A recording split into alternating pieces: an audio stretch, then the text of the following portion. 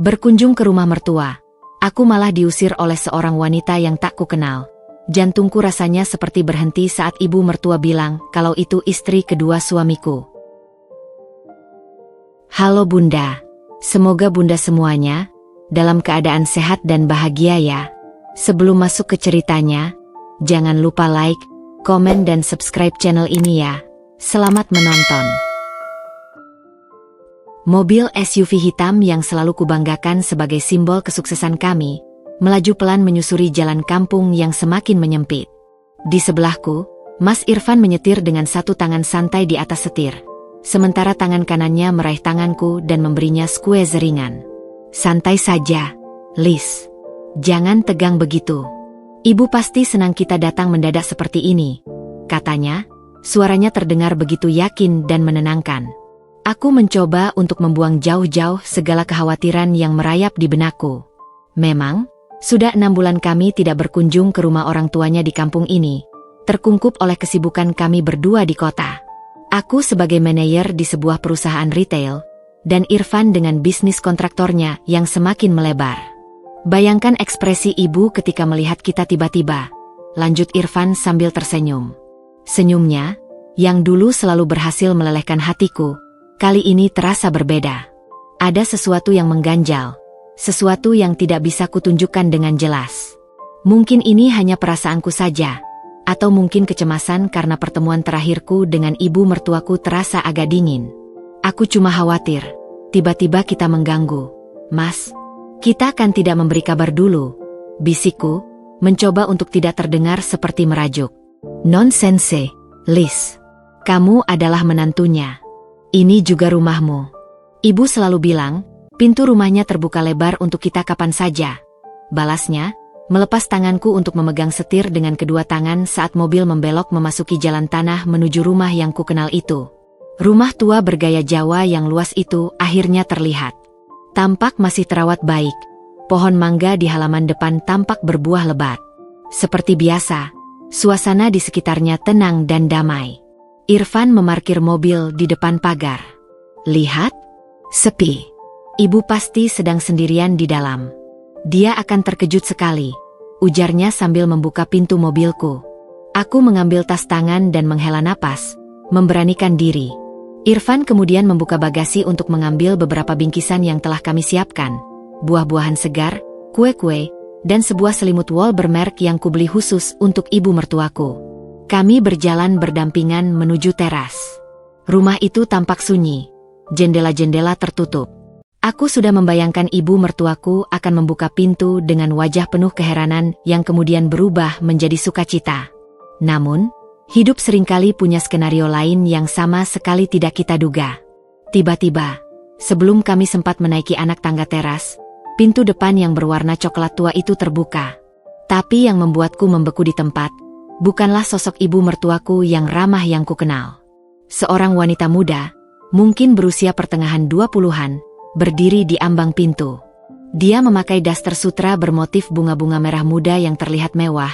Rambutnya yang panjang terurai sedikit acak di bahunya, seperti baru saja bangun dari tempat tidur. Yang membuat dadaku sesak adalah aura kenyamanan dan kepemilikan yang terpancar darinya. Dia berdiri di sana seolah-olah dia adalah nyonya rumah yang sedang menyambut tamu. Irfan, kamu sudah sampai? Kenapa tidak telepon dulu?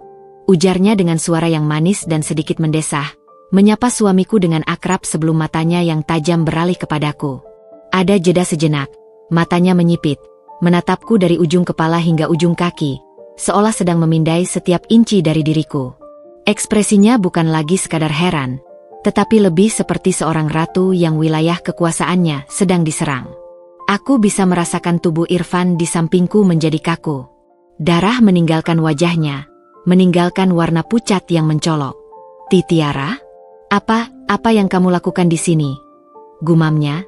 Suaranya terdengar serak dan penuh dengan ketidakpercayaan. Tiara? Siapa Tiara? Namanya berputar-putar di kepalaku, tidak menemukan tempat untuk berpijak. Aku tidak pernah mendengar nama itu sebelumnya. Wanita itu, Tiara, kemudian melangkah maju, dengan sengaja menghalangi jalan kami untuk masuk. Dia menyilangkan tangannya di depan dada, menatapku dengan pandangan yang sama sekali tidak ramah. Maaf, katanya, tapi nada suaranya tidak mengandung sedikit pun rasa permintaan maaf. Malah, terdengar seperti sebuah tantangan terbuka. Siapa ini? Aku merasa tenggorokanku kering. Aku harus mengumpulkan semua keberadaan yang kumiliki untuk berbicara. Aku Elisa, istri Mas Irfan, jawabku, berusaha keras agar suaraku tidak terdengar gemetar. Dia menyeringai, senyum tipis dan sinis yang membuatku merinding. Istri? Ujarnya, sambil mencondongkan tubuhnya sedikit ke depan, seolah ingin memastikan bahwa dia mendengarnya dengan benar. Yang mana? Dua kata itu menggantung di udara antara kami, tajam dan menusuk seperti pisau. Rasanya seperti seluruh oksigen di sekitarku menghilang. Aku memandang Mas Irfan, mataku membelalak meminta penjelasan, memohon untuk sebuah penyangkalan, sebuah alasan, apapun itu. Tapi dia hanya berdiri di sana seperti patung. Wajahnya dipenuhi oleh rasa bersalah dan ketakutan yang begitu jelas hingga tidak bisa disangkal lagi. Dadaku sesak, dunia di sekelilingku mulai berputar. Dan di saat itulah, ibu mertuaku muncul dari dalam rumah, wajahnya pucat dan penuh dengan kepanikan yang tak terelakkan. Elisa, Irfan. Panggilnya dengan suara bergetar, dan aku tahu, dalam sekejap, bahwa hidupku tidak akan pernah sama lagi. Dunia seakan bergerak dalam gerak lambat. Suara deru angin sore, kicauan burung di pohon mangga, dan bunyi mesin mobil yang masih menyala di belakangku. Semuanya seperti teredam, tenggelam oleh deru debar jantungku yang memekakkan telinga. Aku Elisa, istri Mas Irfan, ucapku, dan aku hampir tidak mengenali suara itu sebagai suaraku sendiri. Suara itu terdengar kecil, rapuh, seperti anak kecil yang mencoba membela diri di hadapan algojo. Senyum di wajah wanita itu, Tiara, bukanlah senyum. Itu adalah ekspresi kemenangan, sebuah sikap merendahkan yang disampaikan dengan sempurna melalui lekuk bibirnya yang merah. Istri, katanya, dan aku bisa mendengar nada mengejek yang tak tersembunyi dalam satu kata itu. Dia memutar-mutar gelang emas di pergelangan tangannya, sebuah gerakan yang sengaja dibuat santai, menunjukkan betapa dia menguasai situasi ini. Yang mana? Dua kata itu menghantamku dengan kekuatan yang tak terduga. Yang mana? Apa maksudnya? Bagaimana mungkin ada yang mana? Aku adalah satu-satunya. Aku adalah wanita yang menikahinya di hadapan lautan tamu, yang membangun hidup bersamanya selama 5 tahun, yang berjuang bersama melalui masa-masa sulit awal pernikahan kami. Aku adalah Elisa, istrinya. Satu-satunya. Kepalaku berputar. Aku menatap Mas Irfan, mataku membelalak meminta penjelasan. Mas? Desisku. Suaraku bergetar penuh harapan sekaligus ketakutan. Tapi dia tidak bisa menatapku. Matanya tertuju pada Tiara, lalu pada ibunya yang baru saja muncul di belakang Tiara, wajahnya pucat bagai kain kafan. Ibu? Katanya. Suaranya terdengar seperti orang yang tenggelam. Ibu mertuaku, Bu Wati, wajahnya berkerut dalam ekspresi yang tak bisa kubaca, campuran dari rasa bersalah, panik, dan sebuah penerimaan pahit. Irfan, Elisa, aku, kami. Ucapnya gagap, tangannya meraih ambang pintu seakan butuh penopang. Dan kemudian Tiara, dengan sebuah keberanian yang membuatku ingin muntah, mengambil alih kendali sepenuhnya. Dia melangkah lebih maju, hingga hanya berjarak sejengkal dariku. Aku bisa mencium aroma parfumnya yang mahal, bercampur dengan aroma rumah yang seharusnya menjadi rumahku juga. Kalau kamu memang istri Irfan, kamu harusnya tahu, ujarnya, suaranya lantang dan jelas, ditujukan tidak hanya padaku, tetapi juga pada tetangga-tetangga yang mungkin sedang mengintip dari balik jendela mereka, bahwa dia sudah punya istri kedua, seorang yang sah secara agama. Dia menepuk dadanya dengan ringan. Aku adalah Tiara, istri sah Irfan secara agama. Ibu di sini, dia menunjuk ke Bu Wati tanpa rasa hormat, sudah merestui. Sudah 6 bulan ini. 6 bulan, kata-kata itu menggema di kepalaku.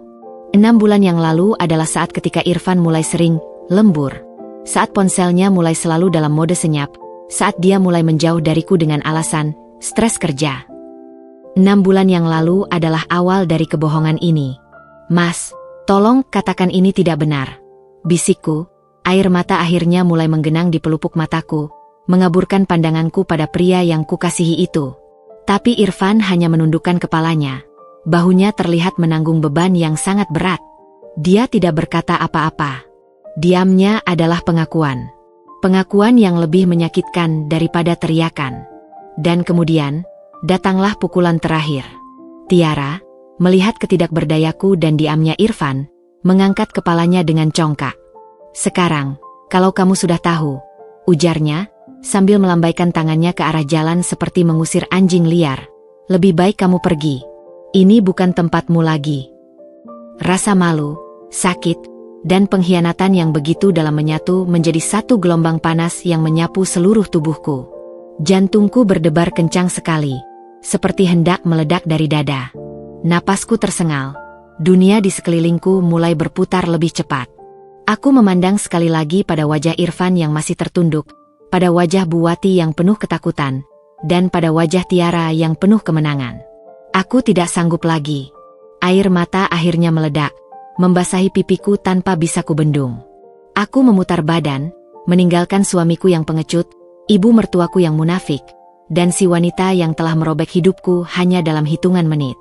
Kakiku berlari, meninggalkan teras rumah yang dulu selalu menyambutku dengan hangat, meninggalkan bingkisan yang masih tergenggam di tanganku, meninggalkan semua kenangan manis tentang keluarga ini. Yang tersisa hanyalah luka dan kepingan hati yang hancur berantakan, berserakan di teras rumah yang tak lagi menyambutku, diinjak-injak oleh seorang wanita yang tak kukenal. Kakiku seperti memiliki kemauan sendiri, berlari menyusuri jalan tanah yang sama yang tadi kami lalui dengan penuh kehangatan. Setiap langkah terasa berat, seolah bumi menarikku ke dalam pusaran kesedihan yang tak berujung. Aku mendengar suara Irfan memanggil namaku dari kejauhan. "Elisa! Elisa, tunggu!" Tapi suaranya tenggelam oleh deru napasku sendiri yang tersengal-sengal dan debaran jantung yang masih berdegup kencang bagai genderang perang di telingaku. Aku tidak berpikir. Aku hanya berlari. Menjauh dari pengkhianatan itu. Menjauh dari rasa malu yang membakar setiap inci kulitku. Aku meraih gagang pintu mobil. Tanganku gemetar begitu hebat hingga butuh 3 kali percobaan sebelum akhirnya berhasil membukanya. Aku masuk, mengunci semua pintu, dan menyalakan mesin dengan gerakan kasar. Di kaca spion, aku melihat Irfan berlari mendekat, wajahnya panik dan tangannya teracung, memintaku berhenti. Tanpa ragu, aku memutar setir dan menginjak pedal gas, meninggalkannya berdiri sendirian di tengah jalan berdebu, persis seperti perasaanku yang tercabik-cabik dan terlantar. Perjalanan pulang ke kota adalah sebuah kabut yang tak jelas. Aku menyetir dengan mata berkaca-kaca. Air mata mengalir deras tanpa henti, membasahi bajuku. Adegan di teras rumah itu terus berputar di kepalaku seperti film yang diputar berulang-ulang. Ekspresi congkak Tiara, wajah bersalah Buwati, dan yang paling menyakitkan, diamnya Irfan. Diamnya yang merupakan pengakuan terbesar dari semua pengkhianatan ini. Istri kedua. Sah secara agama. 6 bulan, setiap kata adalah pisau baru yang menusuk jantungku yang sudah remuk. Ponselku bergetar tak henti di dalam tas. Aku tahu itu Irfan. Aku membiarkannya berdering. Suara apa lagi yang bisa kudengar darinya? Kebohongan? Pembenaran? Aku tidak sanggup. Aku mematikan ponselku, memutus satu-satunya hubungan yang bisa menghubungkannya denganku. Dalam kesendirian mobil yang melaju kencang inilah, aku membiarkan diriku sepenuhnya hancur. Aku berteriak, memukul setir kemudi, meratapi ketulusan yang dikhianati, cinta yang dicampakkan, dan masa depan yang tiba-tiba menjadi begitu suram. Sesampainya di rumah kami, apakah ini masih rumahku juga? Aku parkir mobil dengan kasar dan hampir tersandung saat melangkah keluar. Rumah yang dulu terasa begitu hangat dan penuh cinta, kini terasa sepi dan menyimpan bayang-bayang kebohongan.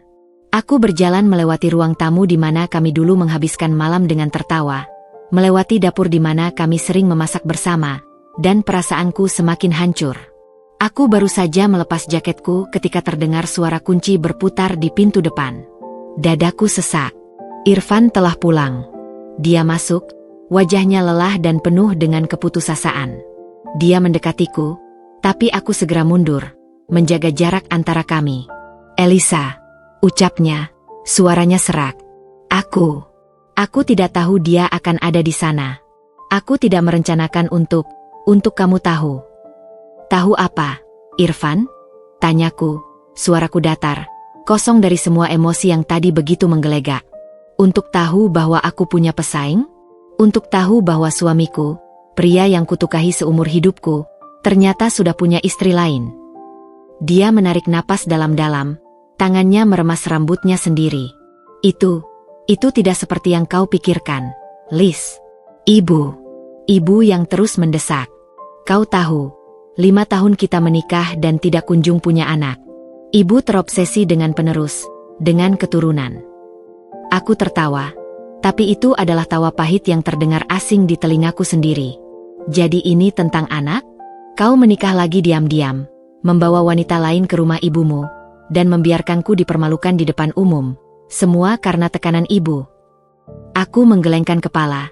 Rasa sakit berganti dengan kemarahan yang membara. Kau seorang pria dewasa, Irfan.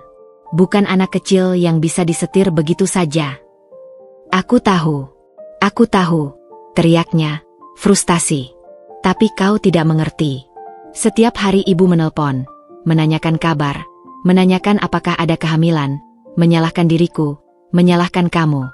Aku lelah, Elisa. Aku lelah. Dan solusinya adalah dengan menyakiti istrimu? Dengan berselingkuh dan menyembunyikannya dalam balik agama. Aku menatapnya, mataku penuh dengan rasa tidak percaya. Apakah kau sudah resmi menikahinya? Secara sirri. Ada jeda yang panjang, menyiksa. Udara di ruangan itu terasa pekat, penuh dengan beban yang tak terucapkan. Irfan menunduk, bahunya turun. Dan kemudian, dengan suara hampir berbisik, dia menjawab, iya. Iya, satu kata itu. Sederhana, tapi memiliki kekuatan untuk menghancurkan sisa-sisa harapan yang masih kuperjuangkan untuk tetap menyala di dalam hatiku. Dunia benar-benar runtuh. Semua keraguan, semua pembenaran yang mungkin masih kuharap, lenyap dalam sekejap. Aku tidak berkata apa-apa lagi. Aku hanya memandangnya, melihat pria yang dulu kukagumi, kucintai, dan kupercayai, kini telah menjadi seorang asing yang telah menghancurkan segalanya. Tanpa mengucapkan sepatah kata pun, aku berbalik dan berjalan menuju kamar tidur kami. Tapi bukan untuk masuk. Aku berbelok, membuka pintu kamar tamu di sebelahnya, masuk, dan mengunci pintu dari dalam. Dari balik pintu, aku mendengar suara tangisnya, suara pukulan di dinding, dan permintaan maaf yang berulang-ulang. Tapi bagiku, suara-suara itu tidak berarti apa-apa lagi. Malam itu, untuk pertama kalinya dalam 5 tahun pernikahan kami, aku tidur sendirian, dalam pelukan kesendirian yang pahit, dengan kepastian bahwa hidupku telah berubah selamanya. Dan kepastian itu terasa lebih pahit daripada air mata yang masih terus mengalir di bantalku. Keesokan harinya, matahari terbit dengan sinar yang kejam, menyinari setiap sudut rumah yang kini terasa seperti penjara mewah. Aku bangun dengan mata bengkak dan kepala berdenyut hebat. Tubuhku terasa lelah seolah baru berlari maraton sepanjang malam. Untuk sesaat, di ambang antara tidur dan sadar, aku berharap semua ini hanyalah mimpi buruk yang mengerikan. Namun, bantal yang basah dan kekosongan di sampingku dengan segera mengingatkanku pada kenyataan pahit yang harus kuhadapi. Aku membuka pintu kamar tamu dengan hati-hati, seperti seorang penyusup di rumah sendiri. Suara gemerisik dari dapur membuatku tegang. Irfan sedang berada di sana, berdiri di depan kompor dengan postur tubuh yang lesu. Meja makan sudah dia set dengan teliti. Nasi putih hangat, telur dadar, dan sambal kesukaanku. Dia bahkan sudah menuangkan teh hangat ke dalam cangkingku. Adegan yang dulu selalu membuatku merasa dicintai dan diperhatikan, kini terasa seperti sandiwara yang murahan. Dia menoleh saat mendengar langkahku. Matanya merah dan bengkak, pertanda bahwa dia juga tidak tidur semalaman. Elisa, ucapnya, suaranya serak. Aku sudah menyiapkan sarapan. Aku tidak menatap matanya.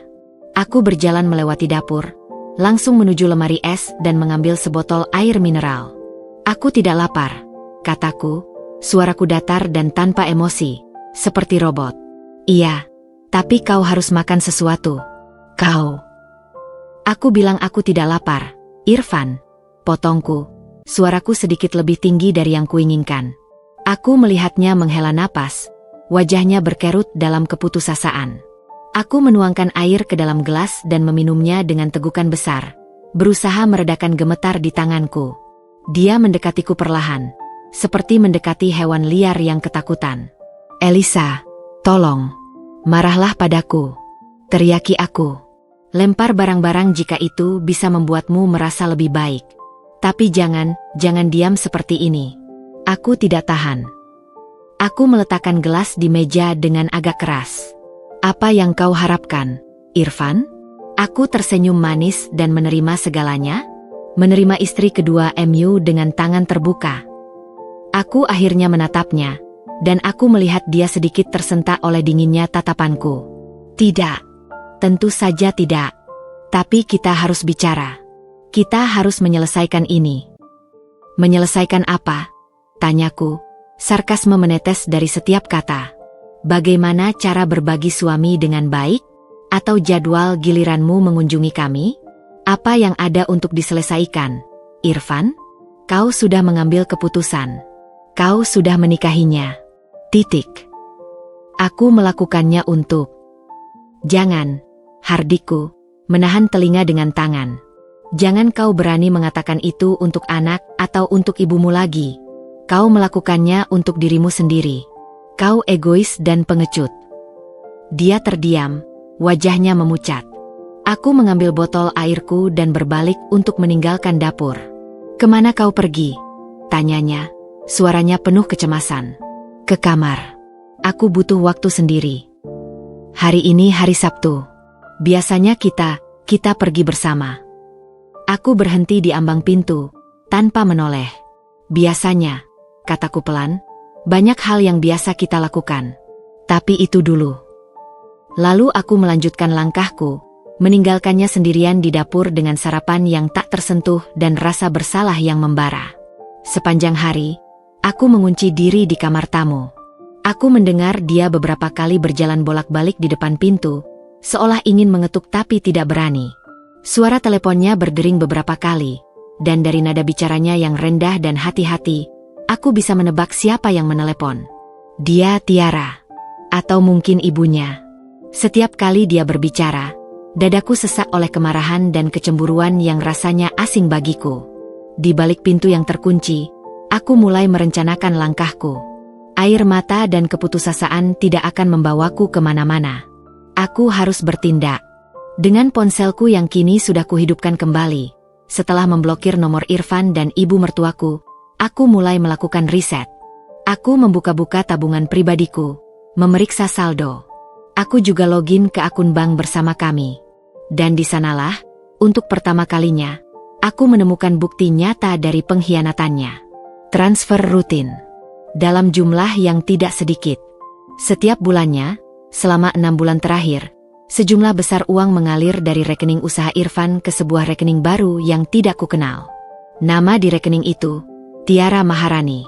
Tidak hanya satu, ada beberapa transfer lainnya untuk pembelian barang mewah, tas, perhiasan, yang tidak pernah kulihat atau kuterima. Rupanya, istri kedua, ini tidak hanya merebut suamiku, tapi juga menghabiskan uang kami dengan leluasa. Kemarahan yang tadi sempat redup oleh kesedihan, kini berkobar kembali, lebih panas dan lebih tajam. Ini bukan lagi hanya soal cinta dan pengkhianatan. Ini adalah penghinaan, perampokan, dan penipuan. Aku menyimpan screenshot setiap transaksi itu, mengirimkannya ke email pribadiku. Ini akan menjadi senjataku. Menjelang sore, aku akhirnya keluar kamar untuk mengambil sesuatu. Irfan sedang duduk di sofa ruang keluarga, menatap kosong ke layar TV yang mati. Dia langsung berdiri saat melihatku. "Elisa, aku sudah memesan makanan dari restoran Jepang favoritmu. Salmon teriyaki," katanya, berusaha menarik perhatianku dengan sesuatu yang dulu selalu berhasil. Aku berhenti, memandangnya dengan dingin. "Aku tidak suka salmon lagi," kataku. "Itu bohong. Tapi aku ingin melukainya, seperti dia melukaiku." Dia terlihat seperti baru saja ditampar. "Oh, oke. Apa kau mau yang lain? Aku bisa." "Tidak," potongku. "Aku akan memesan sendiri." dengan uangku sendiri. Aku menekankan kata terakhir, dan aku melihat matanya berkedip, seolah tersengat. Dia mengerti sindiranku. Elisa, tentang uang itu. Dia terdiam, tidak tahu harus berkata apa. Aku tidak memberinya kesempatan untuk berbohong lebih lanjut. Aku tidak tertarik mendengarnya. Irfan, lakukan apa yang kau mau. Tapi jangan harap aku akan duduk manis dan menerima semua ini. Aku berbalik dan kembali ke kamarku, mengunci pintu. Dari balik pintu, aku mendengar dia mengutuk dan kemudian suara pintu depan terbuka dan tertutup dengan keras. Dia pergi, mungkin untuk melampiaskan amarahnya di tempat lain. Atau mungkin pergi ke dia. Malam itu, aku duduk di depan laptop di kamarku, memandangi bukti-bukti transfer ke Tiara. Setiap angka adalah pengingat akan kebohongan dan pengkhianatannya. Kesedihanku mulai mengkristal menjadi sesuatu yang lain. Tekad baja. Perang dingin telah dimulai. Dan aku, Elisa, tidak akan menjadi pihak yang kalah. Aku akan bertahan, dan aku akan membalas setiap luka yang mereka timpakan padaku. Beberapa hari telah berlalu sejak badai pengkhianatan menerpa rumah tanggaku. Suasana rumah masih seperti kuburan, dipenuhi oleh kesunyian yang tebal dan menusuk. Aku dan Irfan hidup seperti dua hantu yang melayang di ruang yang sama, saling menghindar, saling menatap dengan pandangan penuh luka dan tanya. Aku telah membiasakan diri dengan rasa dingin yang konstan di dalam dadaku, dan dengan rutinitas baruku, mengunci diri di kamar tamu, hanya keluar untuk keperluan mendasar, dan menghindari segala bentuk kontak dengannya. Namun, kedamaian semu itu pecah ketika teleponku berdering suatu sore. Layar ponsel menampilkan nama yang selama ini kuhindari, ibu mertua. Jari gemetar mengepul di atas layar. Sebagian diriku ingin memutus sambungan, membuangnya ke dalam lubang kenangan pahit. Tapi bagian lain, bagian yang penasaran dan masih tersisa sedikit harapan, mungkin untuk penjelasan, mungkin untuk permintaan maaf, membuatku menggeser tombol hijau. Halo, suaraku serak, terdengar tidak yakin. Elisa, nak. Suara Bu Wati di seberang sana terdengar parau, seolah dia juga telah menangis.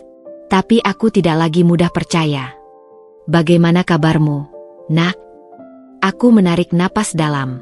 Aku masih hidup, Bu. Itu saja. Jawabanku singkat, dingin. Dia terdiam sejenak, seolah tersandung oleh sikapku yang tak biasa. Elisa, ibu menelepon karena ibu ingin bicara baik-baik. Apa yang perlu dibicarakan, Bu? Apakah ada yang berubah? Apakah Irfan bercerai dengan wanita itu? Tanyaku, sengaja menggunakan kata wanita itu dengan nada merendahkan. Elisa, jangan seperti itu. Suaranya mendesah, terdengar seperti orang yang sedang memikul beban berat. Ibu mengerti kamu marah. Ibu juga. Ibu tahu ini sulit.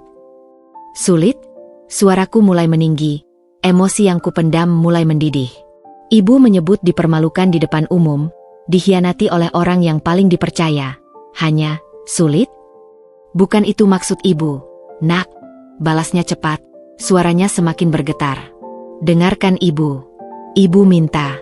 Ibu mohon padamu, Elisa. Terimalah Tiara. Udara di sekitarku seakan membeku. Terimalah Tiara, kalimat itu begitu mudah diucapkannya, seolah dia hanya memintaku untuk menerima hidangan penutup yang tidak kusuka. Apa? Bisikku, tidak percaya dengan apa yang baru kudengar. Lihatlah, nak. Lanjutnya, suaranya kini berubah menjadi rengekan yang memohon. Dia sudah hamil. Dokter mengatakan sudah 2 bulan. Itu adalah cucu ibu. Satu-satunya harapan ibu untuk memiliki keturunan dari Irfan. Setiap kata seperti pukulan palu godam yang menghancurkan sisa-sisa harapanku. Hamil. 2 bulan jadi. Ini bukan hanya tentang pernikahan sirri. Ini sudah lebih jauh.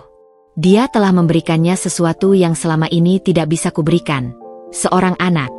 Rasa sakit yang muncul begitu dalam dan menusuk. Sampai-sampai aku harus bersandar di dinding untuk menahan tubuhku yang tiba-tiba lemas. Jadi, itu alasannya? Ucapku. Suaraku bergetar diliputi amarah dan kepedihan yang tak terperi. Karena dia bisa memberikan apa yang tidak bisa kuberikan? Karena rahimku dianggap gagal, maka Ibu dan Irfan dengan mudahnya membuangku dan menggantikannya dengan model yang lebih subur? Jangan berkata seperti itu, Elisa. Ini bukan tentang menggantikanmu. Ini untuk keluarga, untuk keturunan. Kita harus kompak. Kamu bisa tetap menjadi istri pertamanya. Dia akan menghormatimu. Kita semua bisa hidup rukun. Rukun, teriakku, tidak lagi bisa menahan amarah. Air mata kemarahan dan penghinaan mengalir deras di pipiku. Ibu menyebut berbagi suami dengan wanita lain, melihatnya hamil dengan anak suamiku sendiri, dan berpura-pura semuanya baik-baik saja sebagai rukun. Ibu pikir ini zaman dahulu? Ibu pikir aku ini apa? Mesin penurut tanpa perasaan.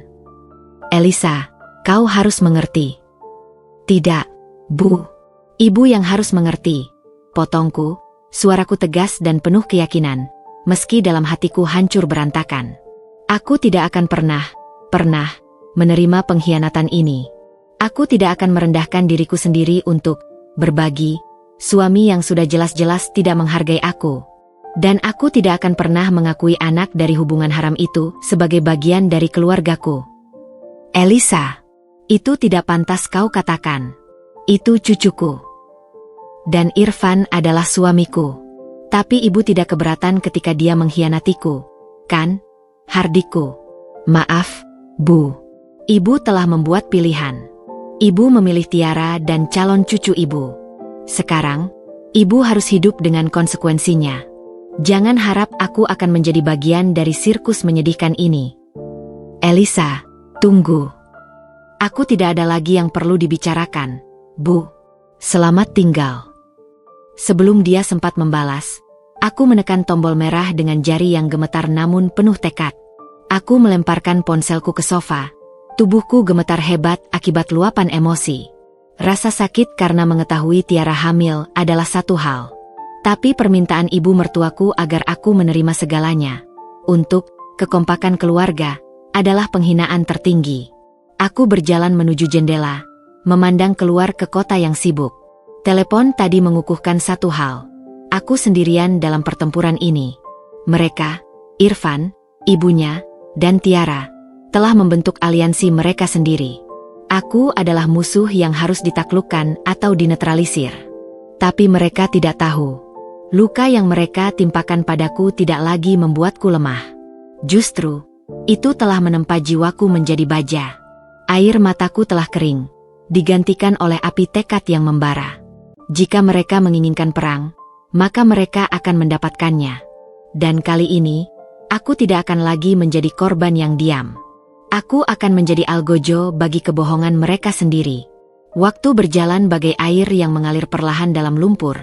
Setiap hari terasa berat dan penuh ketegangan. 2 minggu setelah telepon dari ibu mertua yang meninggalkan luka baru, Irfan mulai menunjukkan sikap yang berbeda.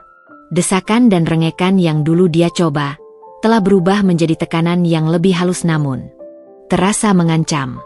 Suatu malam, dia berdiri di depan pintu kamar tamu, wajahnya tampak serius dengan lipatan kekhawatiran di dahinya. Elisa, kita perlu bicara, ujarnya, suaranya datar.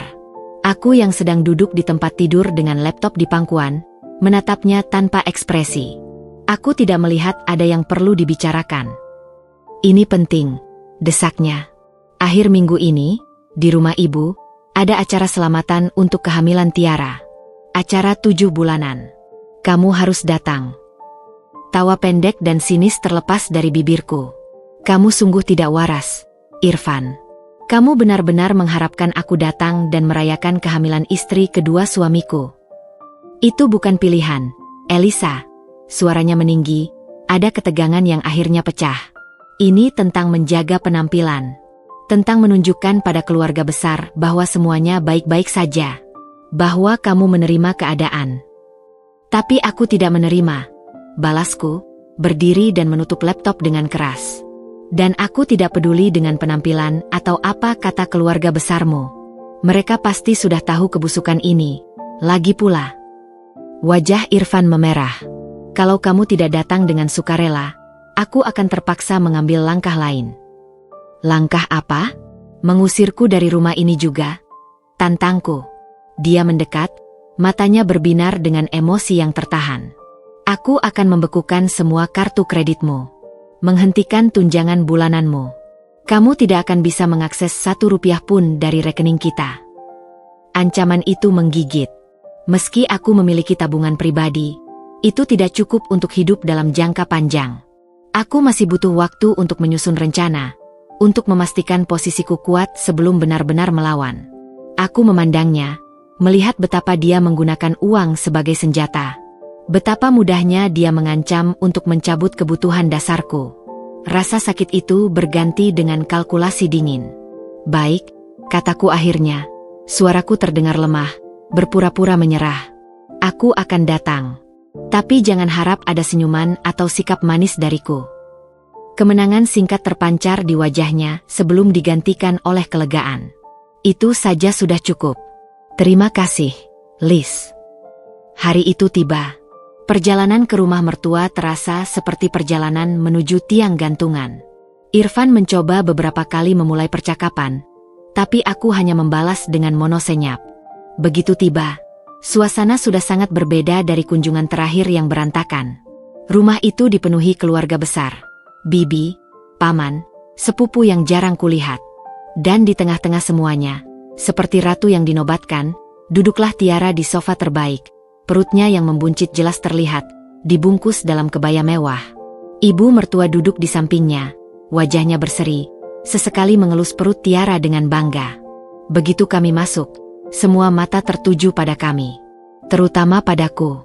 Aku bisa merasakan pandangan yang penuh dengan rasa iba, penasaran, dan mungkin juga penghakiman. Irfan segera disambut dan diajak bicara oleh para paman. Aku berdiri sendirian di dekat pintu, seperti orang asing yang tersesat. Tak lama kemudian, suara Tiara yang manis namun penuh teka-teki memecah kesunyianku. Elisa, tolong ambilkan aku segelas air jeruk, ya? Yang ada di meja dapur. Aku lagi haus sekali nih, pintanya, sambil tersenyum kecil padaku. Semua orang terdiam. Mereka menatapku, menunggu reaksiku. Ini adalah ujian. Sebuah cara baginya untuk menunjukkan siapa yang berkuasa sekarang. Aku menatapnya, lalu menatap Irfan yang melihat dari seberang ruangan dengan wajah cemas. Ibu mertua juga menatapku, matanya seolah memohon untuk tidak membuat keributan. Aku menarik napas dalam. Ambil sendiri. Tanganmu tidak patah, kataku dengan suara tenang namun jelas terdengar oleh semua orang yang hadir. Gasps terdengar dari beberapa bibi. Wajah Tiara berubah merah karena marah dan malu. Aku sedang hamil. Dan kamu adalah istri pertama. Sudah seharusnya kamu melayani dan menjaga adikmu ini.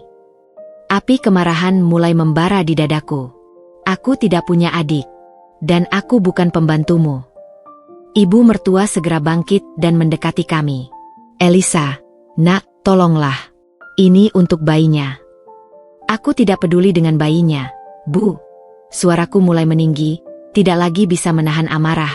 Kenapa aku harus melayani wanita yang menghancurkan rumah tanggaku? Tiara lalu berdiri, dengan sengaja mendekatiku.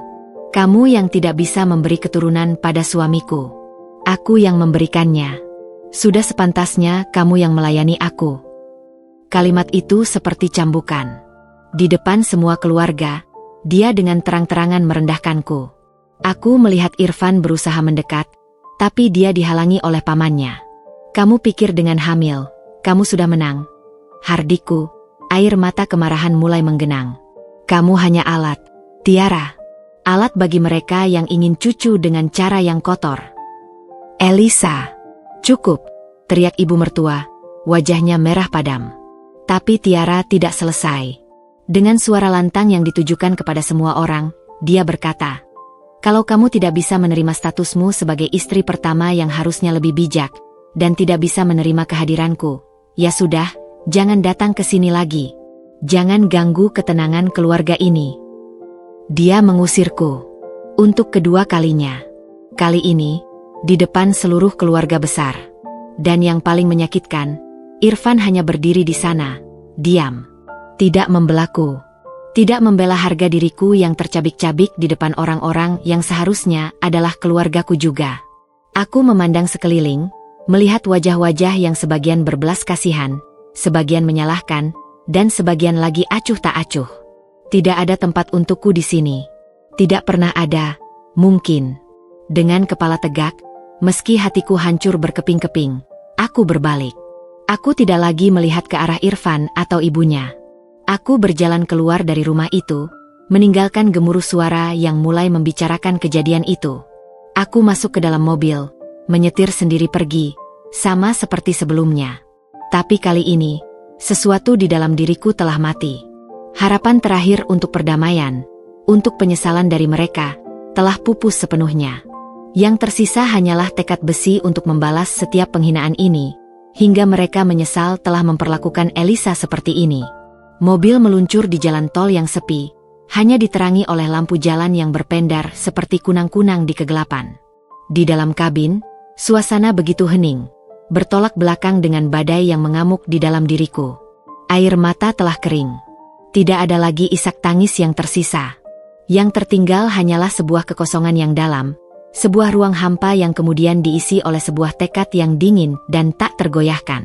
Pengusiran kedua di depan keluarga besar tadi adalah titik baliknya.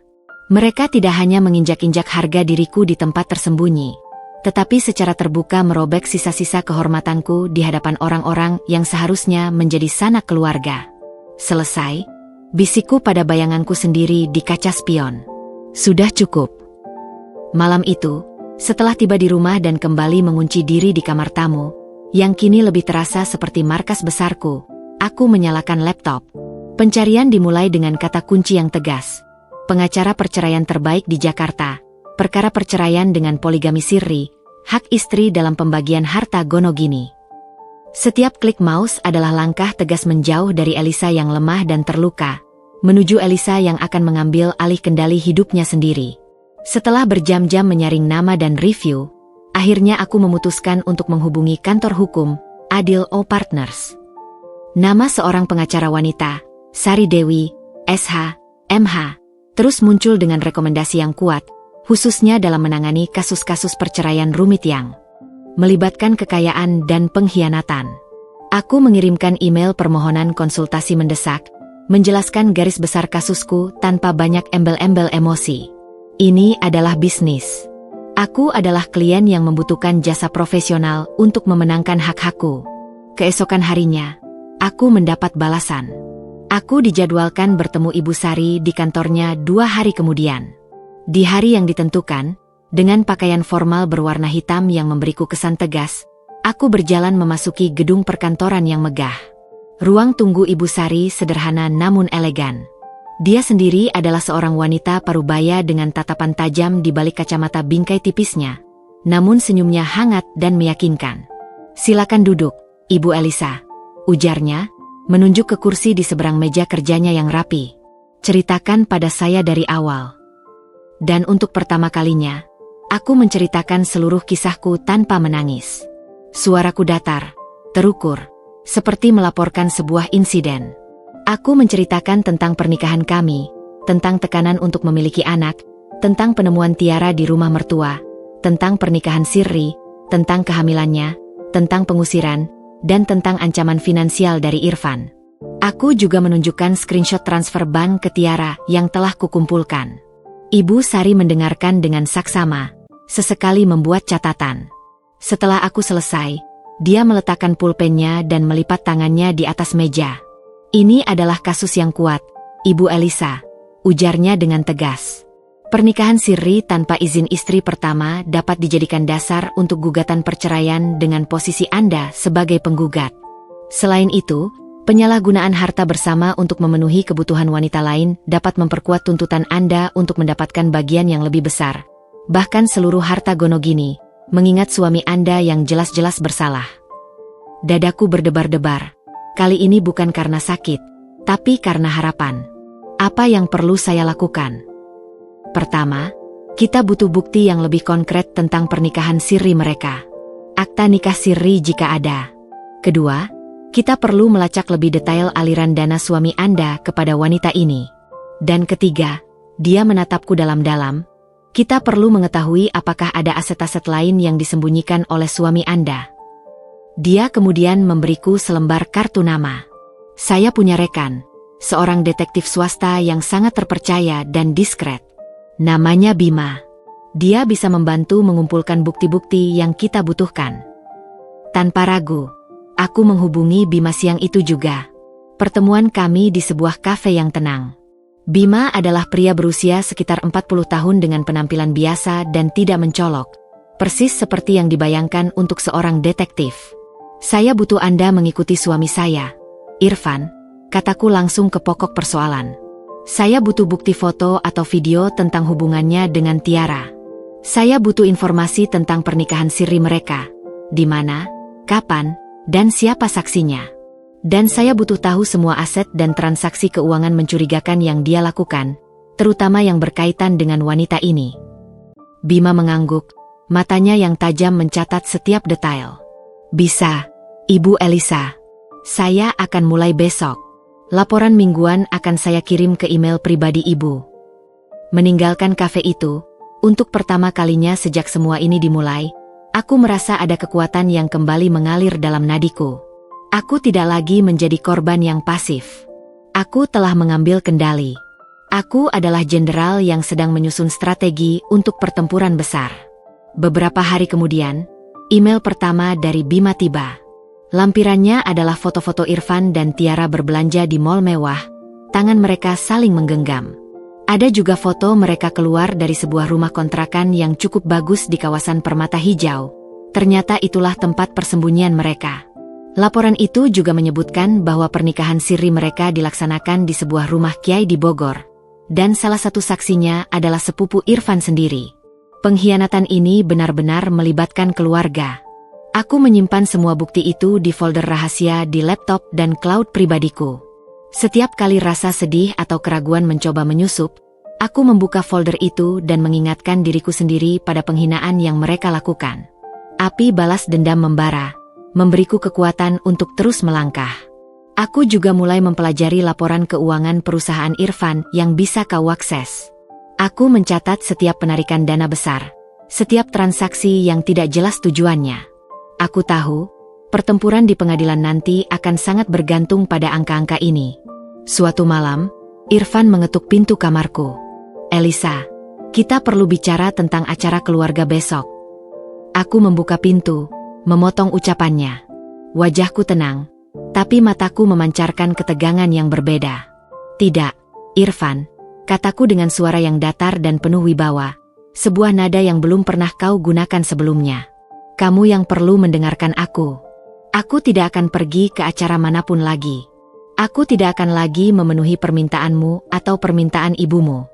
Urusan kalian dengan wanita itu adalah urusan kalian. Jangan libatkan aku lagi. Dia terkesima, mulutnya terbuka sedikit. Tapi, tidak ada tapi, potongku. Ini adalah keputusanku. Sekarang, jika kau tidak keberatan, aku sedang sibuk. Aku menutup pintu di depan wajahnya yang terpana, menguncinya dengan klik yang tegas. Aku berdiri bersandar di balik pintu, mendengar langkahnya yang ragu-ragu menjauh. Sebuah senyum tipis, dingin, dan penuh tekad akhirnya merekah di bibirku. Perang telah diumumkan. Dan kali ini, aku yang akan memegang kendali. Mereka mungkin telah mengambil suamiku, harga diriku, dan sisa keluarganya. Tapi mereka tidak akan mengambil hak-hakku. Aku, Elisa, akan bangkit dari puing-puing pernikahanku, lebih kuat dari sebelumnya. Dan mereka semua akan menatapku dengan heran, bertanya-tanya kapan gadis yang lemah itu berubah menjadi wanita yang tak kenal ampun. Minggu-minggu berlalu dalam ritme yang baru bagiku. Bangun pagi, bekerja dari rumah, memeriksa laporan dari Bima, dan sesekali berkonsultasi dengan Ibu Sari.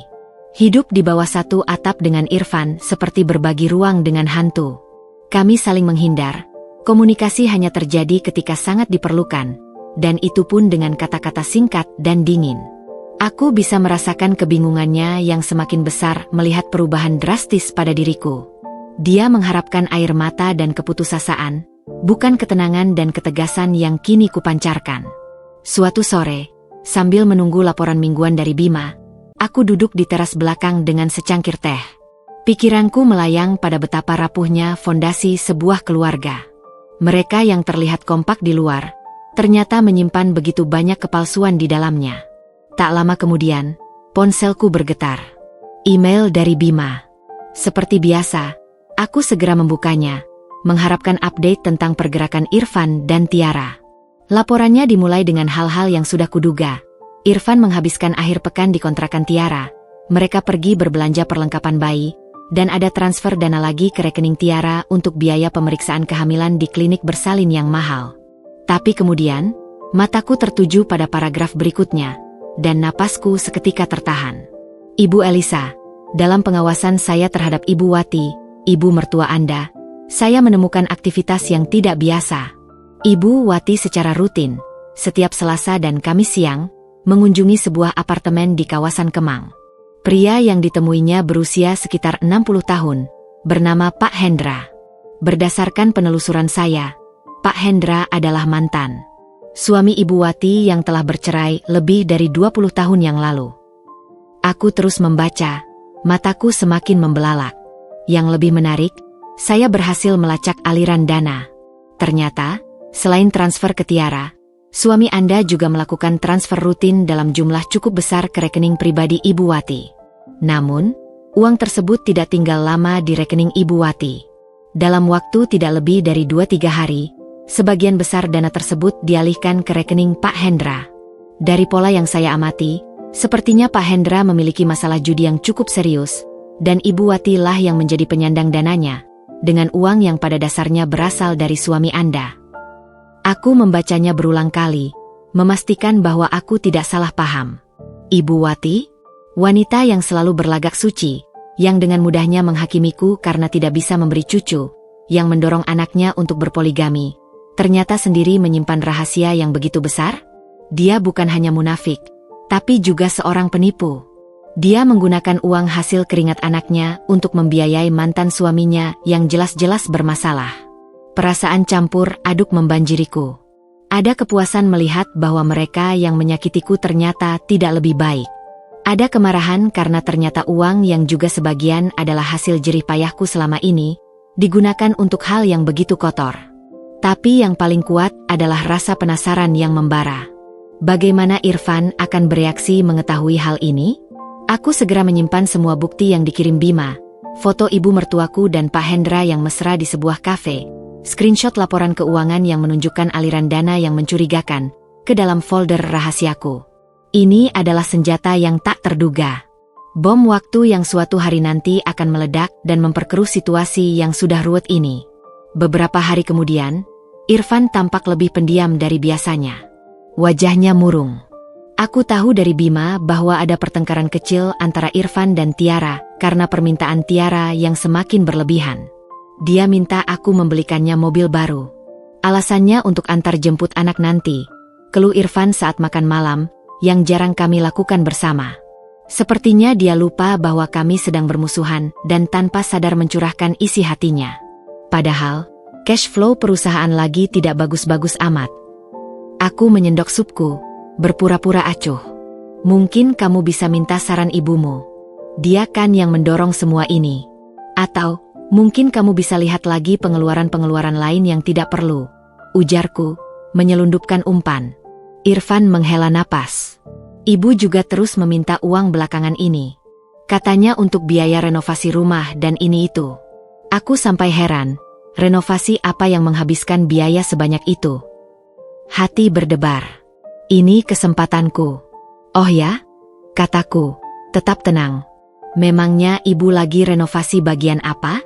Kemarin kan aku lihat rumahnya biasa-biasa saja. Katanya kamar tidur dan dapur. Tapi aku jarang ke sana jadi tidak terlalu memperhatikan. Strange, bisikku, pura-pura tidak bersalah. Kemarin, seorang teman bilang lihat ibu di Kemang. Katanya lagi makan siang dengan seorang pria. Mungkin teman lama, ya. Aku sengaja tidak menyebut detailnya. Wajah Irfan berubah. Kemang? Dengan pria? Ibu bilang dia jarang ke Jakarta Selatan. Aku mengangkat bahu, kembali fokus pada makananku. Mungkin aku salah dengar. Atau mungkin temanku yang salah orang. Tapi keraguan sudah kutanam di benaknya. Aku bisa melihat pikirannya bekerja.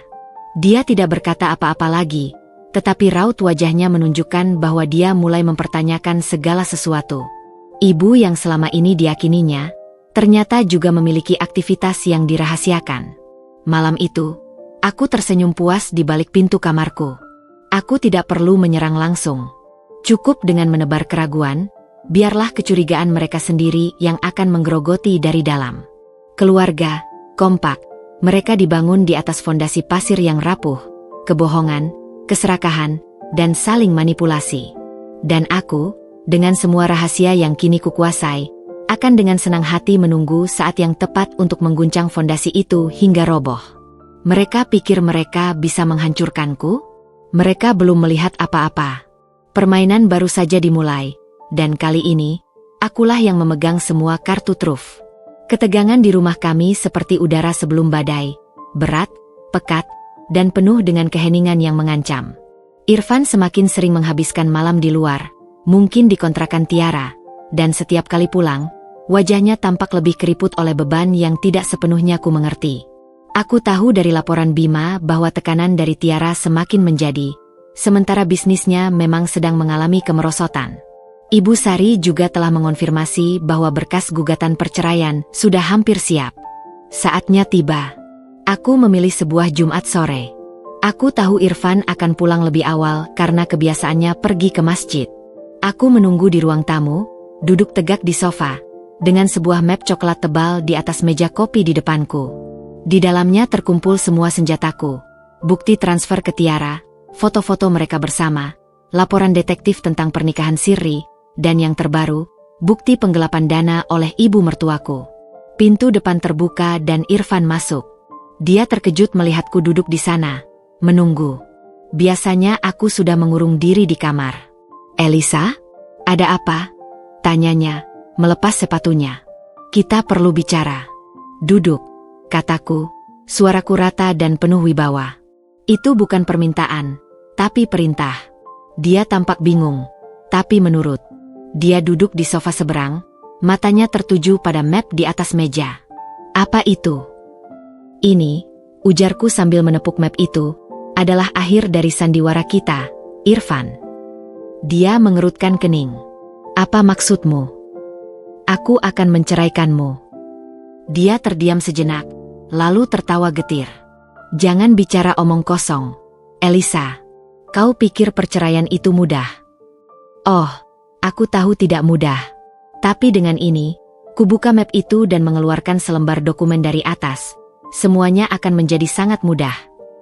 Kusodorkan dokumen itu padanya. Itu adalah salinan akta nikah sirrinya dengan Tiara, dilengkapi dengan foto pernikahan sederhana mereka. Wajah Irfan berubah pucat pasi saat melihatnya. Tangannya gemetar. Dari mana kau dapatkan ini?" "Itu tidak penting," jawabku. "Yang penting adalah, ini sah secara hukum agama dan bisa menjadi bukti kuat di pengadilan bahwa kau telah berselingkuh dan melakukan poligami tanpa izin istri pertama." Dia terdiam, napasnya memburu. Aku mengeluarkan senjata berikutnya, printout transfer ban ke Tiara. "Dan ini, selama 6 bulan terakhir, kau telah mentransfer hampir 300 juta ke wanita itu. Uang dari usaha kita. Harta bersama kita." Itu untuk kebutuhannya. Dia sedang hamil," bantahnya, suaranya mulai panik. "Kebutuhan." Aku mengeluarkan foto Tiara dengan tas branded terbaru yang harganya setara dengan gajiku sebulan. Kebutuhan yang cukup mewah, rupanya. Aku tidak memberinya waktu untuk bernapas. Aku mengeluahkan laporan detektif tentang ibu mertuaku. "Dan ini yang terakhir. Mungkin kau ingin tahu kenapa ibumu terus meminta uang padahal tidak ada renovasi yang berarti di rumah." Aku menyodorkan foto ibunya bersama Pak Hendra, diikuti dengan laporan aliran dana dari rekening Irfan ke rekening ibunya, lalu ke rekening Pak Hendra. Irfan memandangi bukti-bukti itu, matanya semakin membelalak dengan setiap halaman yang dia baca. Wajahnya memerah, bukan karena malu, tapi karena kemarahan yang meluap. Apa ini?" desisnya. Suaranya bergetar kasar. "Itu ibumu, Irfan. Menggunakan uangmu, uang kita, untuk membiayai mantan suaminya yang jelas-jelas pemabuk dan penjudi. Selama ini dia mendorongmu untuk menikahi Tiara dengan alasan keturunan. Tapi di balik itu, dia punya agenda sendiri untuk mengeringkan kantongmu. Dia melemparkan dokumen-dokumen itu ke meja dengan kasar. Ini bohong. Kau memfitnah ibuku. Fakta berbicara, Irfan. Cek sendiri rekeningnya. Tanyakan padanya tentang Pak Hendra.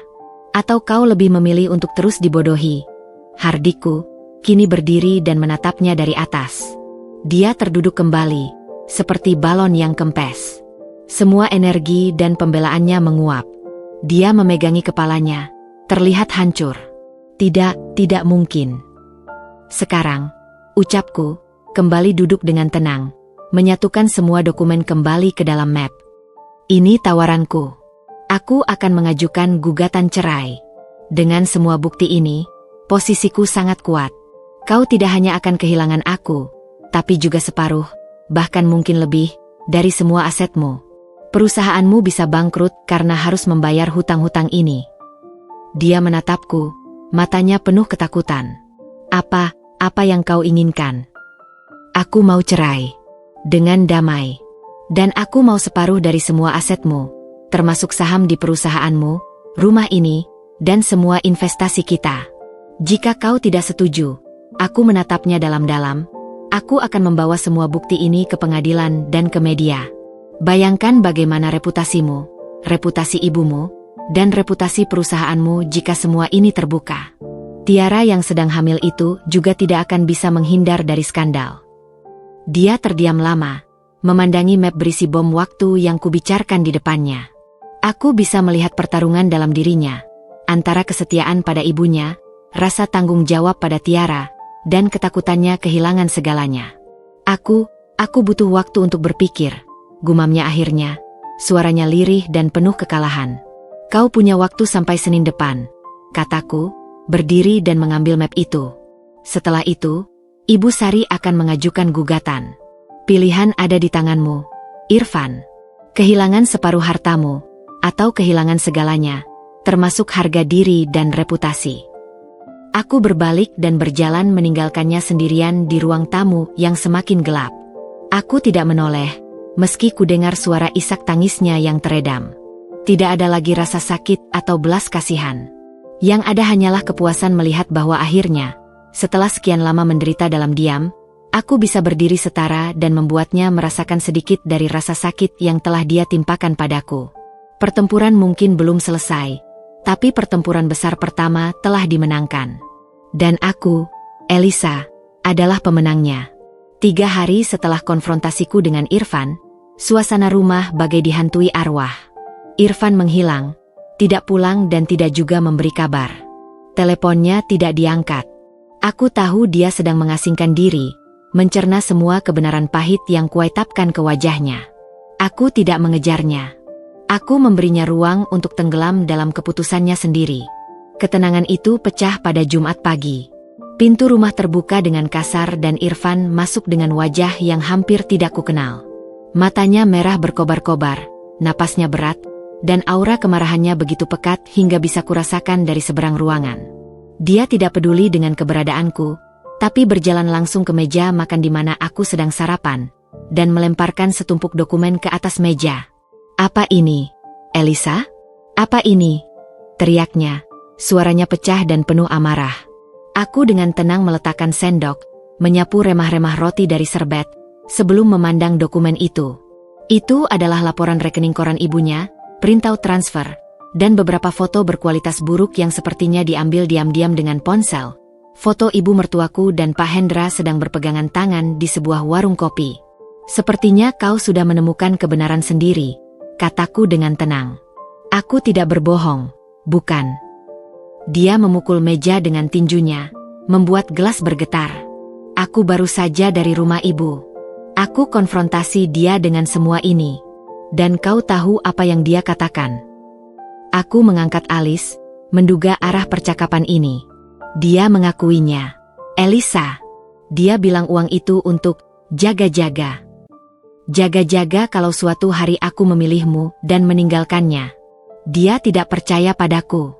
Ibuku sendiri tidak percaya padaku, teriak Irfan, suaranya penuh rasa sakit dan pengkhianatan yang dalam.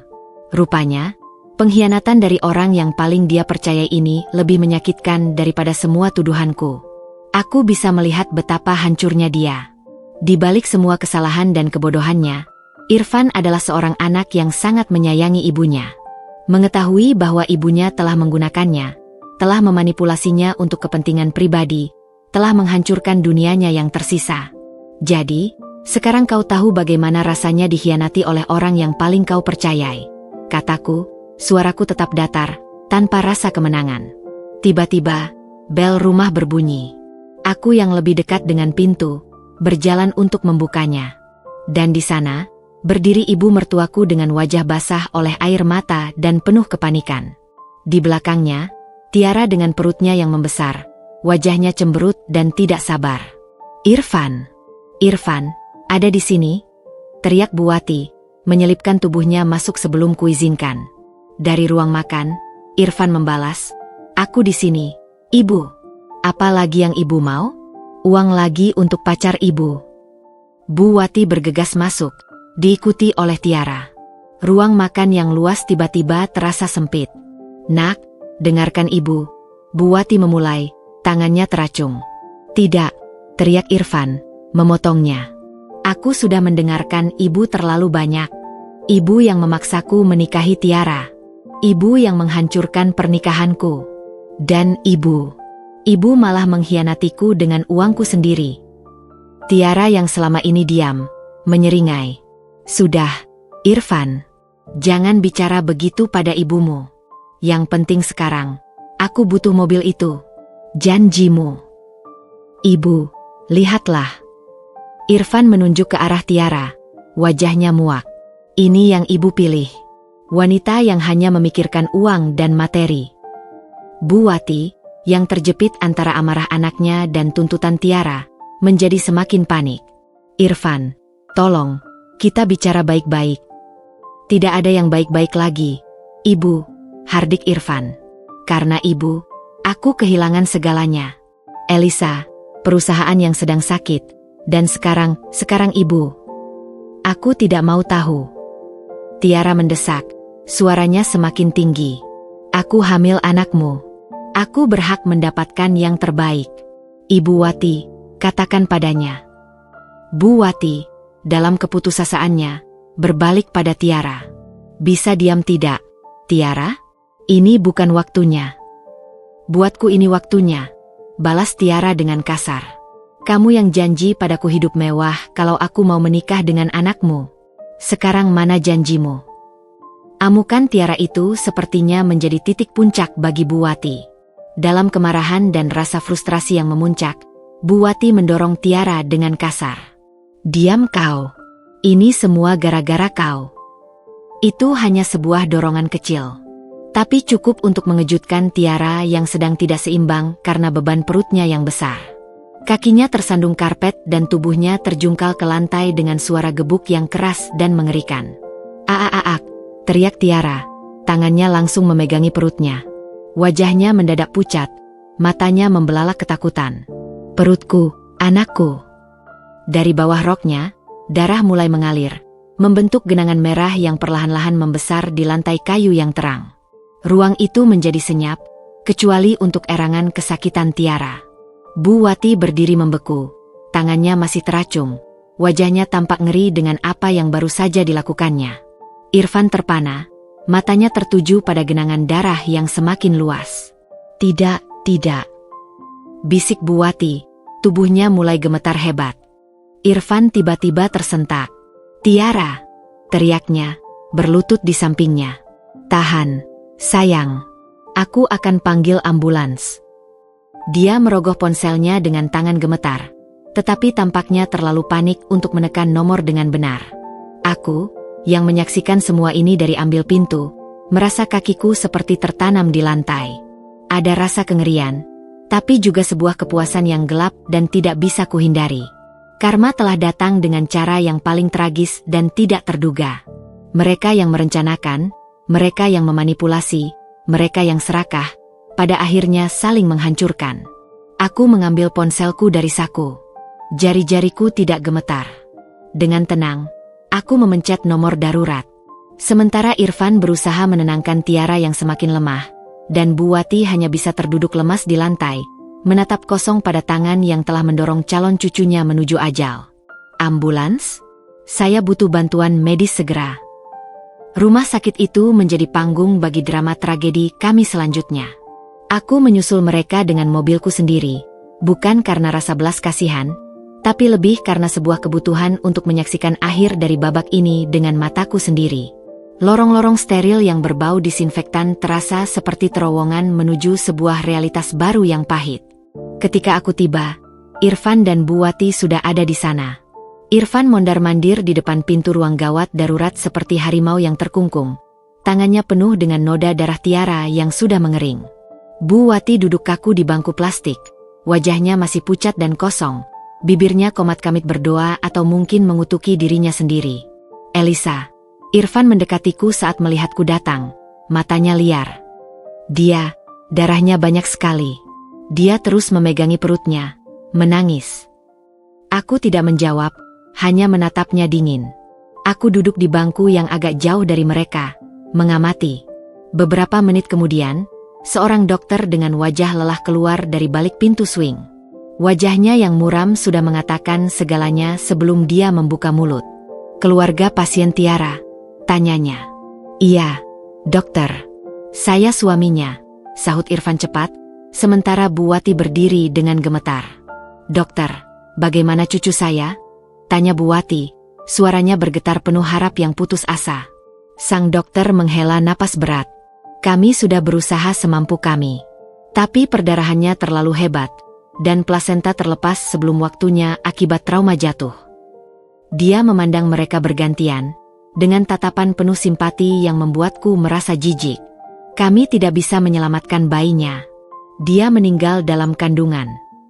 Tidak, teriak Bu Wati. Suaranya melengking seperti binatang yang terluka. Tubuhnya oleng dan nyaris terjatuh jika Irfan tidak menangkapnya. Bukan cucuku, jangan. Irfan terduduk lemas di lantai. Tangannya masih memeluk ibunya yang lemas. Wajahnya hancur. Tidak mungkin. Gumamnya, seperti orang linglung. Bagaimana dengan Tiara? Tanyaku tiba-tiba. Suaraku mengejutkan bahkan bagi diriku sendiri. Dokter itu memandangku. Istri Anda stabil, secara fisik. Tapi dia mengalami syok dan trauma yang berat. Kehilangan bayi dalam kondisi seperti ini, sangat berat secara psikologis. Tak lama kemudian, Tiara dipindahkan ke kamar perawatan biasa. Aku mengikuti dari kejauhan saat Irfan dan Bu Wati yang setengah menggigil masuk ke kamarnya. Tiara terbaring lemas, matanya kosong menatap langit-langit. Pipinya basah, tapi dia tidak menangis. Dia seperti boneka yang patah. Tiara, sayang. Irfan mencoba memegang tangannya, tapi Tiara menariknya dengan kasar. Jangan sentuh aku, raungnya. Suaranya parau dan penuh kebencian.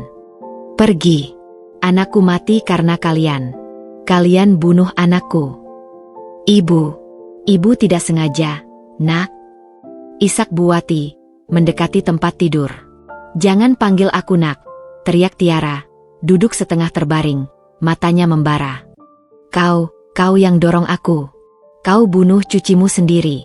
Dan kau, dia menunjuk ke arah Irfan. Kau yang tidak bisa melindungiku. Kalian berdua monster. Tiara, tolong. Irfan mencoba lagi, tapi Tiara mengambil gelas air di meja samping dan melemparkannya ke arah mereka. Gelas itu pecah di dinding, menyiram mereka dengan air dan pecahan kaca. Keluar dari sini. Aku benci kalian.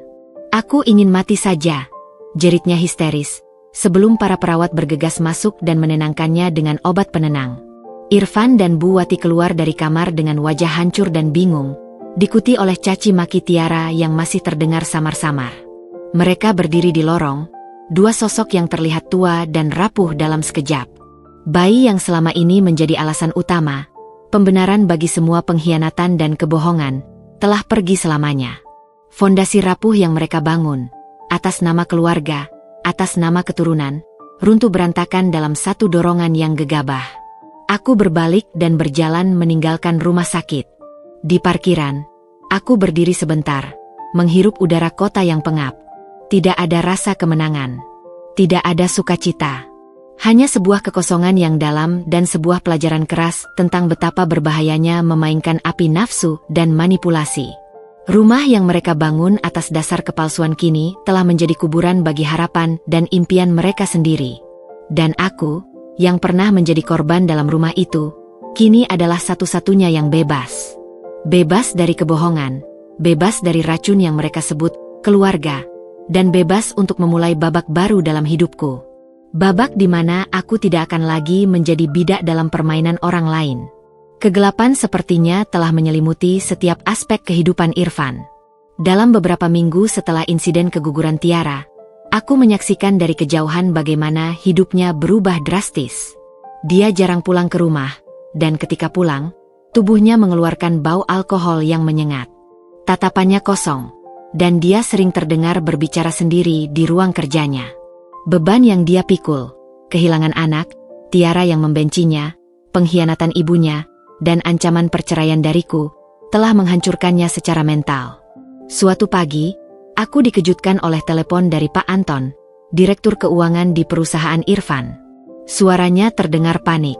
"Bu Elisa, maaf mengganggu. Apakah Bapak Irfan ada di rumah? Dia tidak datang ke kantor sejak 3 hari yang lalu dan tidak bisa dihubungi. Ada beberapa proyek penting yang membutuhkan tanda tangannya, dan para kreditur mulai menelpon." Aku menarik napas dalam. Saya tidak tahu di mana suami saya, Pak Anton. Coba hubungi lagi nanti. Tapi telepon dari Pak Anton itu hanyalah awal. Dalam beberapa hari berikutnya, telepon di rumah berdering terus-menerus. Rekan bisnis, supplier, bahkan bank yang selama ini membiayai proyek-proyek Irfan, semua mencarinya. Aku, yang meski sudah memutuskan untuk berpisah, masih terpaksa menjawab telepon-telepon itu, mendengar kekhawatiran dan kemarahan yang semakin menjadi. "Bu, ini dari Bank Nasional. Pinjaman proyek apartemen Kemang sudah telat 2 minggu. Jika tidak segera dilunasi, kami terpaksa akan menyita jaminannya." "Bu Elisa, saya dari PT Jaya Konstruksi. Pembayaran termin terakhir untuk proyek gedung perkantoran sudah harusnya turun bulan lalu. Kami tidak bisa menunggu lebih lama lagi." "Elisa, ini Denny, teman Irfan. Katakan padanya bahwa investor untuk proyek mal di BSD mundur. Mereka dengar kabar tentang masalah pribadinya dan tidak yakin dengan kelangsungan perusahaan. Dunia bisnis yang dibangun Irfan dengan susah payah selama bertahun-tahun mulai runtuh seperti kartu domino. Tanpa kepemimpinannya yang biasanya tegas dan fokus, segala sesuatu berantakan. Proyek-proyek besar yang dia kelola dengan ceroboh selama beberapa bulan terakhir, karena pikirannya terganggu oleh urusan rumah tangganya yang berantakan, mulai menunjukkan tanda-tanda kegagalan. Akhirnya, suatu sore, Irfan pulang. Dia terlihat seperti mayat hidup. Pakaiannya kusut, matanya berkantung hitam, dan bau alkohol masih melekat kuat. "Irfan, ada banyak orang yang mencarimu," kataku saat dia masuk, berusaha untuk tidak terdengar peduli. Dia melemparkan tas kerjanya ke sofa dengan gerakan kasar. Aku tahu. Biarkan mereka. Aku tidak peduli lagi." "Kau tidak bisa tidak peduli, Irfan. Ini tentang perusahaanmu, hidupmu." "Hidupku?" teriaknya tiba-tiba, mendekatiku dengan langkah goyah. "Hidupku sudah hancur. Elisa, apa lagi yang tersisa? Kau akan meninggalkanku. Tiara membenciku. Ibu. Dia tidak bisa melanjutkan, suaranya tercekik oleh emosi. "Bisnis? Uang? Itu tidak ada artinya sekarang. Tapi itu yang menopang hidupmu selama ini. Dan hidup orang lain," kataku, dengan halus mengingatkannya pada Tiara dan ibunya yang masih bergantung padanya secara finansial. "Biarkan mereka semua. Mereka hanya memanfaatkanku. Kau pikir aku tidak tahu? Tiara hanya menginginkan uangku. Ibu malah memakai uangku untuk..." Dia menggelengkan kepalanya, lalu tertawa getir. "Dan kau? Kau hanya menunggu untuk mengambil separuh dari sisa-sisa kehancuranku, bukan?" Aku mendiamkannya. Dia tidak sepenuhnya salah. Seharusnya aku mendengarkanmu, Elisa, gumamnya tiba-tiba, suaranya lirih dan penuh penyesalan. Dulu, kau yang selalu mengingatkanku untuk berhati-hati dalam bisnis. Kau yang membantuku mengatur keuangan. Tapi aku terlalu sombong. Aku pikir aku bisa mengendalikan semuanya. Istri, keluarga, bisnis. Ternyata aku tidak bisa mengendalikan apa-apa. Bahkan diriku sendiri. Dia terduduk di lantai, memeluk kepalanya. Sekarang semuanya hilang. Semuanya. Aku memandangnya, pria yang dulu begitu percaya diri dan ambisius, kini hancur berantakan di kakiku. Ada secercah belas kasihan, tapi itu dengan cepat padam oleh ingatan akan semua rasa sakit yang dia timpakan padaku. Beberapa hari kemudian, berita resmi datang. Sebuah surat dari bank menyatakan bahwa mereka akan melakukan penyitaan atas beberapa aset perusahaan yang dijaminkan, termasuk gudang dan peralatan berat, karena gagal bayar kredit. Seorang notaris juga mengirimkan pemberitahuan bahwa dua mitra bisnis utama Irfan telah secara resmi menarik diri dari kemitraan, menyebabkan likuidasi paksa atas beberapa proyek bersama. Perusahaan yang dulu menjadi kebanggaan Irfan, yang membuatnya disegani di kalangan kontraktor, kini tinggal nama. Reputasinya hancur. Jejak digital menyebarkan kabar tentang kegagalan proyek dan masalah pribadinya, membuat calon klien menjauh. Aku menyaksikan semua ini terjadi, sambil terus mempersiapkan dokumen-dokumen perceraianku dengan Ibu Sari. Dalam setiap pertemuan, Ibu Sari selalu mengingatkanku. Dengan keadaan finansial suami Anda yang seperti ini, Bu Elisa, nilai harta gono gini yang bisa Anda dapatkan mungkin jauh berkurang. Aku mengangguk. Saya tahu, tapi yang penting saya bebas. Bebas dari semua ini. Kebangkrutan bisnis Irfan adalah karma terakhir yang kutunjukkan padanya. Dia yang dulu menggunakan uang sebagai senjata untuk mengancamku, kini kehilangan segalanya.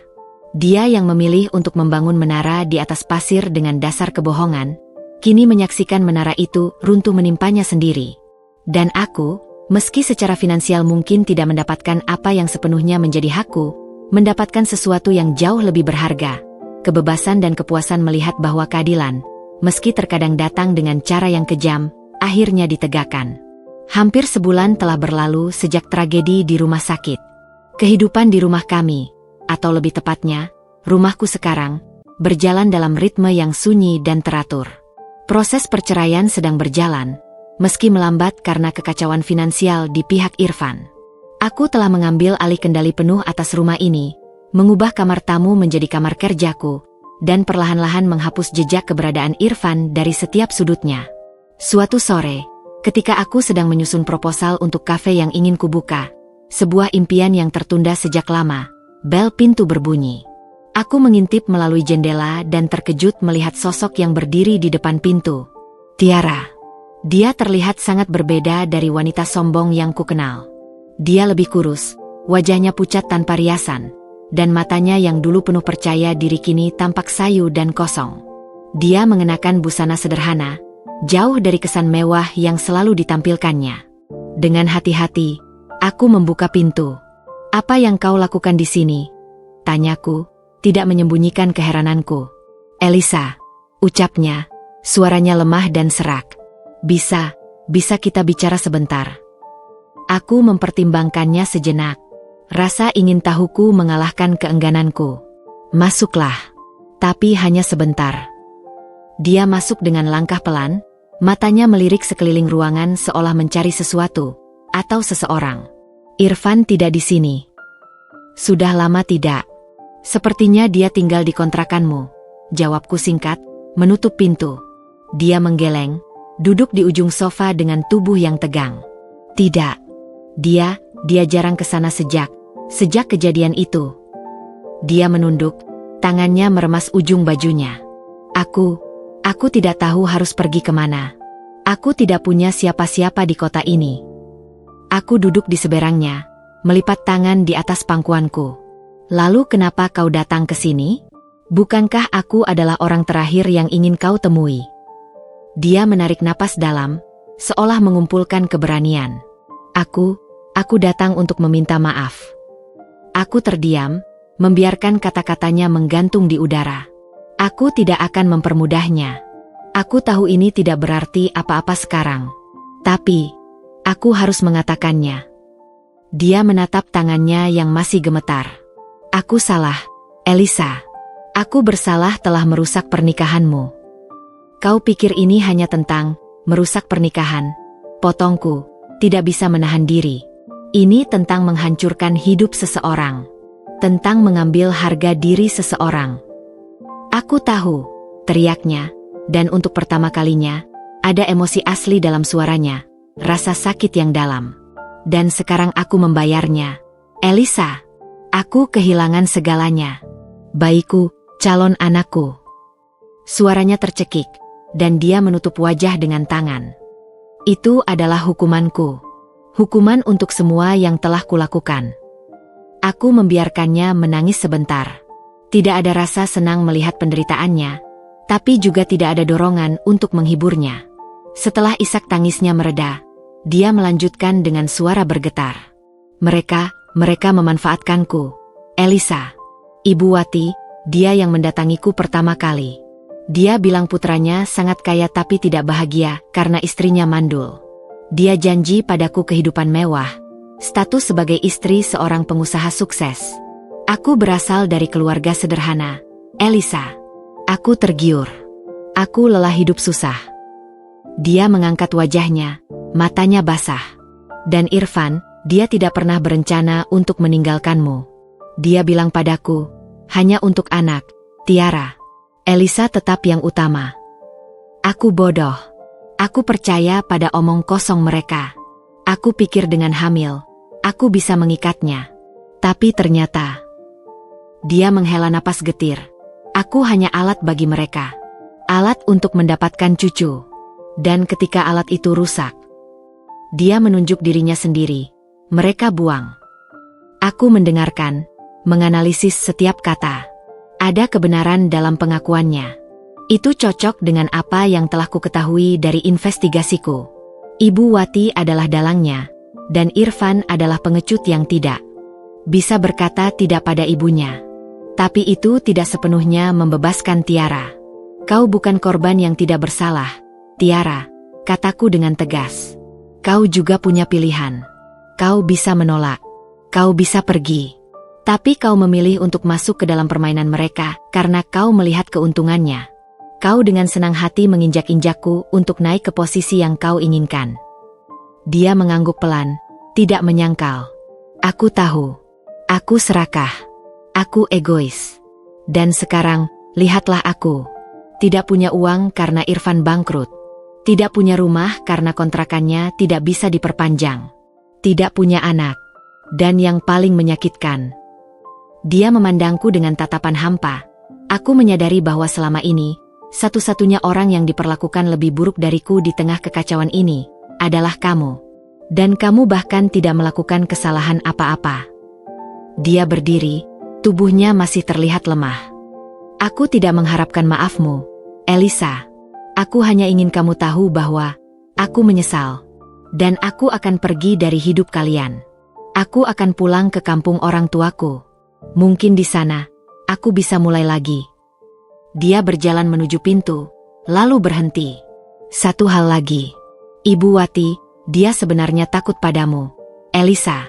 Dia bilang padaku sekali, Elisa itu terlalu pintar untuk seorang wanita. Suatu hari dia akan menghancurkan kita semua. Tiara tersenyum pahit. Dia benar. Dia pergi, meninggalkan aku sendirian di ruang tamu yang sunyi. Aku berdiri di sana lama setelah kepergiannya, memproses segala yang telah dikatakannya. Ada rasa iba, ya. Tapi itu tidak cukup untuk memaafkan.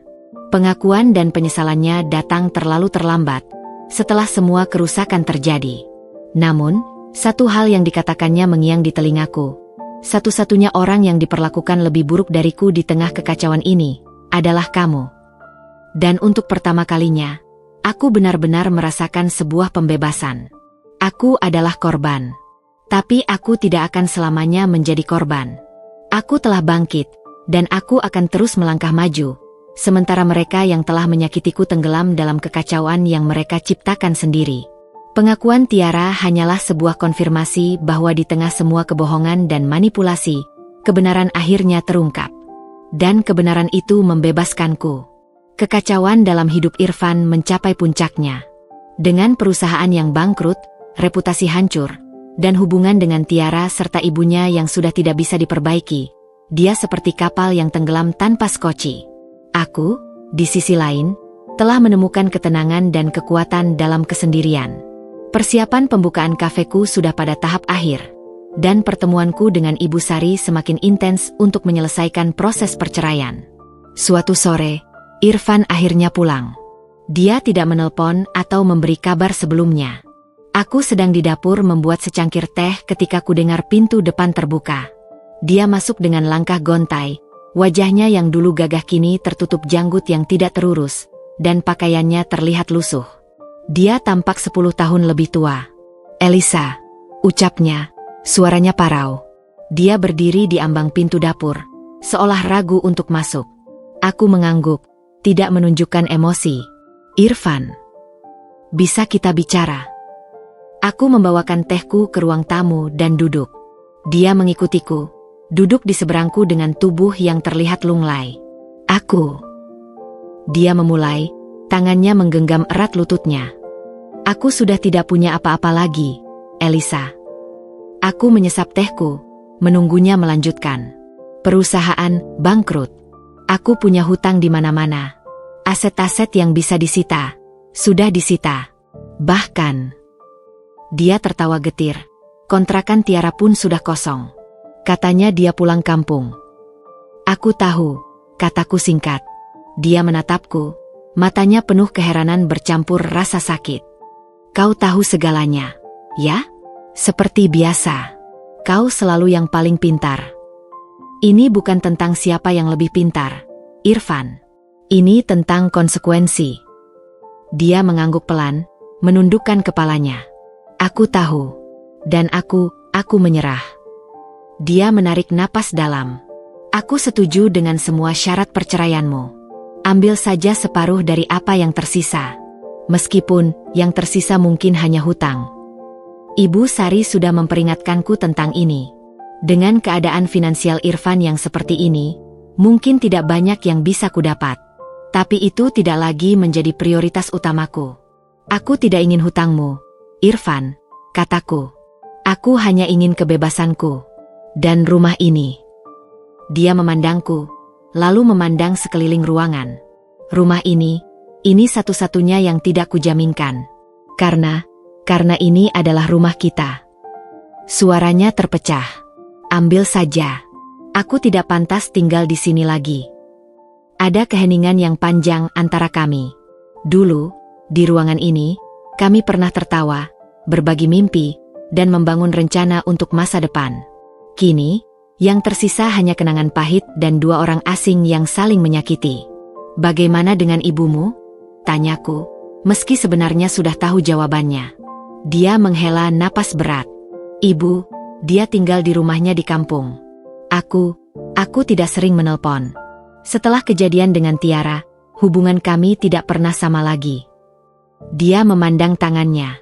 Dia menelepon beberapa kali, minta maaf, minta uang, tapi aku tidak punya apa-apa untuk diberikannya. Bahkan untuk diriku sendiri. Aku bisa melihat betapa hancurnya dia. Segala yang dia bangun, keluarga, bisnis, reputasi, telah runtuh. Dan dia menyadari bahwa dia sendiri yang menggali kuburannya. "Elisa," ucapnya tiba-tiba, suaranya bergetar. Aku benar-benar menyesal. Aku tahu ini tidak ada artinya sekarang. Tapi aku harus mengatakannya. Aku menyesal telah menyakitimu. Aku menyesal telah mengkhianati kepercayaanmu. Aku menyesal telah memilih untuk mendengarkan orang lain daripada istrimu sendiri." Air mata mulai mengalir di pipinya, tapi dia tidak berusaha menghapusnya. "Kau adalah hal terbaik yang pernah terjadi dalam hidupku. Dan aku membuangmu." Aku mendengarkan, hatiku berdetak dengan tenang. Penyesalannya tulus, aku bisa melihatnya. Tapi itu sudah terlambat. Luka yang dia tinggalkan terlalu dalam untuk disembuhkan. "Terima kasih untuk permintaan maafmu, Irfan," kataku, Suaraku lembut tapi tegas. Tapi itu tidak mengubah apapun. Aku tidak bisa melupakan atau memaafkan apa yang telah kau lakukan. Yang bisa kulakukan adalah melanjutkan hidupku. Dia mengangguk, mengusap air matanya dengan punggung tangan. Aku mengerti. Aku tidak berharap untuk dimaafkan. Aku hanya ingin kau tahu. Dia berdiri, tubuhnya terlihat begitu berat untuk digerakkan. Aku akan menandatangani surat perceraian itu kapanpun kau mau. Aku tidak akan melawan. Kau berhak mendapatkan kebahagiaan, Elisa. Dan aku akan menghadapi konsekuensi dari tindakanku. Dia berjalan ke arah pintu, lalu berbalik sekali lagi. Aku akan pindah dari sini besok. Aku sudah menemukan kamar kos kecil di pinggiran kota. Mungkin di sana aku bisa merenung dan mencoba untuk menjadi manusia yang lebih baik. Semoga kau menemukan kedamaian, Irfan, kataku, dan aku menyadari bahwa itu adalah hal terakhir yang akan kukatakan padanya sebagai istrinya. Dia tersenyum kecil, senyum yang penuh kepedihan. Kau juga, Elisa. Semoga kau bahagia. Dia pergi, meninggalkan rumah yang kini sepenuhnya menjadi milikku. Aku berdiri dan berjalan ke jendela, memandangnya berjalan menyusuri jalan, tubuhnya semakin mengecil dan akhirnya hilang dari pandangan. Tidak ada rasa kemenangan yang meluap. Tidak ada sukacita. Hanya sebuah rasa lega yang dalam, seperti sebuah beban berat akhirnya diangkat dari pundakku. Proses perceraian akan berjalan mulus sekarang. Tanpa perlawanan. Tanpa pertempuran hukum yang berlarut-larut. Aku memandangi rumah yang sunyi. Ini adalah akhir dari sebuah babak panjang dalam hidupku. Babak yang penuh dengan cinta, impian, pengkhianatan, dan penderitaan. Tapi ini juga adalah awal yang baru. Sebuah awal di mana aku, Elisa, akan sepenuhnya menjadi tuan atas takdirku sendiri. Dan untuk pertama kalinya dalam waktu yang sangat lama, aku merasa benar-benar bebas. Waktu terus bergulir bagai roda yang tidak pernah berhenti berputar. 6 bulan telah berlalu sejak perceraian kami resmi disahkan oleh pengadilan. Prosesnya berjalan lancar, persis seperti yang dijanjikan Irfan. Tanpa perlawanan, tanpa drama. Aku mendapatkan rumah dan sebagian kecil tabungan yang tersisa, cukup untuk modal membuka kafe kecilku. Sisanya, termasuk hutang-hutang perusahaan yang menumpuk, menjadi tanggung jawab Irfan. Hidupku telah berubah drastis. Kafe yang kubuka, Elisa's Corner, perlahan-lahan mulai dikenal. Letaknya yang strategis di sudut jalan yang tidak terlalu ramai namun mudah diakses, ditambah dengan desain interior yang hangat dan nyaman, membuat pelanggan betah berlama-lama. Aku menemukan kebahagiaan baru dalam menyeduh kopi, melayani pelanggan dengan senyuman, dan mengelola usahaku sendiri. Rasanya menyegarkan, menjadi bos untuk diriku sendiri setelah sekian lama hidup dalam bayang-bayang dan kontrol orang lain. Suatu hari, saat aku sedang memeriksa stok di belakang kafe, salah satu baristaku, Maya, memanggilku. Bu Elisa, ada yang mau ketemu. Katanya, dia mantan suami Bu. Dadaku sesaat berdebar. Irfan? Apa yang dia lakukan di sini? Aku menyuruh Maya untuk menunjukkannya ke ruang kerjaku di belakang. Ruangan itu kecil namun rapi, penuh dengan buku catatan inventory dan desain menu. Beberapa menit kemudian, Irfan masuk. Aku hampir tidak mengenalinya. Dia jauh lebih kurus, pakaiannya sederhana dan agak lusuh. Wajahnya yang dulu selalu dicukur rapi kini ditumbuhi janggut yang tidak terurus. Tapi yang paling mencolok adalah matanya. Cahaya dan kepercayaan diri yang dulu ada, kini hilang, digantikan oleh kepasrahan dan kelelahan yang dalam. Elisa, ucapnya, suaranya masih parau seperti yang kuingat. Tempatmu bagus. Tenang. Terima kasih, jawabku, menunjuk ke kursi di seberang mejaku. Duduk. Ada yang bisa kubantu? Dia duduk, tangannya terus memutar-mutar sebuah tutup botol yang dia ambil dari saku. Aku cuma lewat. Mau lihat bagaimana kabarmu? Aku baik-baik saja, seperti yang kau lihat. Kataku, mencoba membaca maksud kedatangannya. Dia mengangguk, matanya menatap lantai. Aku dengar kafemu sukses. Bagus. Pantas saja. Kau selalu punya bakat dalam hal ini. Kehidupanmu bagaimana, Irfan? Tanyaku, meski sebenarnya sudah bisa menebak jawabannya. Dia tertawa pendek, getir. Hancur. Seperti yang kau harapkan, mungkin. Dia menghela napas. Setelah perceraian, hutang-hutang itu seperti hantu yang terus menghantuiku. Aku harus menjual mobil, perhiasan, apa saja yang tersisa. Bahkan, dia berhenti, seolah menelan sesuatu yang pahit. Rumah orang tuaku, terpaksa aku jual juga untuk melunasi sebagian hutang. Aku mengernyit. Rumah ibumu? Tapi, ibu tidak tinggal di sana lagi, potongnya cepat. Dia memilih untuk ikut dengan Pak Hendra. Katanya, dia tidak tahan melihat keadaanku yang seperti ini. Dan dia butuh seseorang yang bisa menjaganya. Ada luka yang dalam di matanya. Ibunya, yang dulu dia puja, akhirnya meninggalkannya juga saat dia jatuh. Dan Tiara? Tanyaku, meski sudah tahu jawabannya dari Tiara sendiri. Pergi. Pulang ke keluarganya di Jawa Timur. Aku dengar dia menikah lagi, dengan seorang pria di kampungnya. Dia menggeleng. Dia bahkan tidak memberi kabar. Setelah bayi kami meninggal, dia seperti membenciku sampai mati. Aku bisa membayangkan. Dalam kehancuran total ini, Irfan benar-benar sendirian. Tidak ada istri, tidak ada anak, tidak ada ibu, tidak ada harta. Hanya tinggal hutang dan penyesalan. Aku sekarang tinggal di sebuah kos murah di daerah pinggiran. Lanjutnya, seolah perlu untuk mencurahkan semuanya.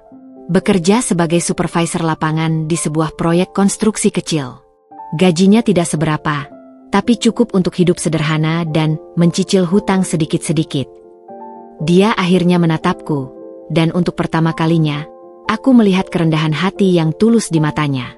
Bukan kepura-puraan. Aku tahu ini semua salahku, Elisa.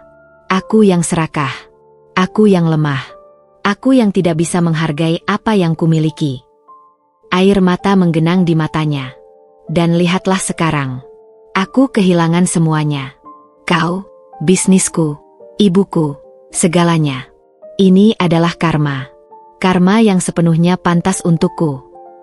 Aku diam, memproses semuanya. Di depanku bukan lagi Irfan yang sombong dan arogan. Ini adalah seorang pria yang telah dihancurkan oleh hidupnya sendiri, yang menyadari kesalahannya ketika semuanya sudah terlambat. Aku tidak bahagia melihatmu menderita, Irfan, kataku akhirnya, dengan jujur. Tapi aku juga tidak bisa memaafkanmu. Yang bisa kukatakan adalah, semoga kau bisa menemukan kedamaian dengan caramu sendiri. Dan mungkin, pelan-pelan, membangun kembali hidupmu. Dia mengangguk, berdiri. Itu lebih dari yang layak aku dapatkan. Terima kasih, Elisa. Terima kasih sudah mendengarkan. Dia berjalan ke pintu, lalu berbalik. Aku senang melihatmu bahagia. Kau pantas mendapatkannya. Dia pergi, meninggalkan aku sendirian di ruang kerjaku. Aku berdiri dan melihat melalui jendela kecil yang menghadap ke jalan. Aku melihatnya berjalan pelan, tubuhnya yang dulu tegap kini sedikit membungkuk, menghilang di balik keramaian orang. Tidak ada rasa benci. Tidak ada juga belas kasihan. Hanya sebuah pengakuan bahwa karma memang telah bekerja dengan caranya yang sempurna. Irfan, yang dulu memiliki segalanya, istri yang setia, bisnis yang sukses, keluarga yang tampak harmonis, kini telah kehilangan semuanya karena keserakahan dan kebodohannya sendiri. Sementara aku, yang dulu adalah korbannya, justru bangkit dari puing-puing kehancuran itu dan menemukan kebahagiaan dan kemandirian yang sesungguhnya. Itulah keadilan terbesar yang bisa kuterima. Dan itu lebih dari cukup. Matahari terbenam memantulkan cahaya keemasan melalui jendela kafeku, menciptakan pola cahaya dan bayangan yang menari-nari di lantai kayu. Suasana sore ini tenang, beberapa pelanggan setia masih asyik mengobrol di sudut-sudut ruangan, ditemani aroma kopi segar dan musik instrumental yang lembut. Aku berdiri di balik bar, membersihkan mesin espresso dengan gerakan terampil yang sudah kukuasai. Sebuah kepuasan yang dalam mengalir dalam diriku. Ini adalah hidupku sekarang. Sederhana, damai, dan sepenuhnya milikku. Bu Elisa, ini laporan penjualan bulan ini, ujar Maya, menempatkan sebuah folder di hadapanku. Lumayan meningkat dari bulan lalu. Kubuka folder itu, senyum mengembang di bibirku. Bagus. Kita bisa pertimbangkan untuk menambah varian kue buatan lokal lagi. Dukungan untuk UMKM sekitar. Setuju, Bu. Sahut Maya dengan semangat sebelum kembali melayani pelanggan. Tiba-tiba, bel pintu berbunyi. Seorang wanita paruh baya dengan wajah yang terlihat lesu dan pakaian sederhana masuk. Aku membeku. Itu adalah Bu Wati, ibu mertuaku, mantan ibu mertuaku. Dia tampak jauh lebih tua dari usianya, tubuhnya lebih bongkok, dan aura kesedihan yang pekat menyelimutinya. Dia mendekati bar dengan langkah ragu-ragu, matanya tidak berani menatapku langsung. "Elisa," ucapnya, suaranya hampir seperti bisikan. "Bu Wati," balasku, berusaha menjaga nada netral. "Ada yang bisa saya bantu?" Dia menggeleng, tangannya memegang erat tas kain usangnya. Aku cuma lewat. Mau lihat bagaimana kabarmu?" "Aku baik-baik saja, seperti yang ibu lihat." Jawabku singkat. Dia memandang sekeliling kafe, dan untuk sesaat, ada kilauan sesuatu di matanya. Mungkin kekaguman, mungkin penyesalan. "Tempatmu sangat indah. Tenang." Ucapannya persis seperti Irfan dulu. "Terima kasih." Ada keheningan yang canggung antara kami. Dia bermain dengan ujung selendangnya. Aku dengar dari Irfan. Dia bilang kamu sukses dengan kafemu." Aku hanya mengangguk, tidak menanggapi lebih jauh. Aku tidak ingin terlibat dalam percakapan tentang Irfan. Aku mau minta maaf, Elisa," ujarnya tiba-tiba, suaranya bergetar. "Aku bersalah. Aku yang merusak pernikahanmu. Aku yang mendorong Irfan untuk hal yang bodoh itu." Air mata mulai mengalir di pipinya yang keriput. Aku hanya terobsesi dengan cucu. Aku lupa bahwa kebahagiaan anakku dan istrinya yang lebih penting. Aku mendengarkan, tangan masih memegang kain yang kupakai untuk membersihkan. Permintaan maafnya terasa tulus, tapi bagiku, itu sudah tidak relevan lagi. Dan aku juga memakai uang Irfan untuk. Dia tidak bisa melanjutkan, malu. Sekarang aku menyesal. Pak Hendra, dia meninggalkanku setelah uangnya habis. Aku sekarang tinggal di rumah saudaraku. Hidupku hancur. Dia menatapku, matanya memohon, seolah mengharapkan pengampunan atau mungkin belas kasihan. Apa kamu bisa memaafkanku, Nak?" Aku menarik napas dalam. "Bu Wati, saya menghargai permintaan maaf ibu. Tapi maaf bukanlah sesuatu yang bisa diberikan dengan mudah. Luka yang ibu dan Irfan timpakan terlalu dalam." Aku memandangnya lurus. "Yang bisa saya katakan adalah, saya sudah move on. Saya tidak lagi menyimpan benci, tapi saya juga tidak bisa melupakan. Saya berharap ibu juga bisa menemukan kedamaian." Wajahnya jatuh, tapi dia mengangguk pelan, seolah mengerti. Aku paham. Aku tidak layak diampuni. Dia membuka tasnya dan mengeluarkan sebuah amplop coklat tipis. Ini sedikit uang. Bukan dari Irfan. Ini dari tabunganku dulu. Sebagai ganti rugi moral.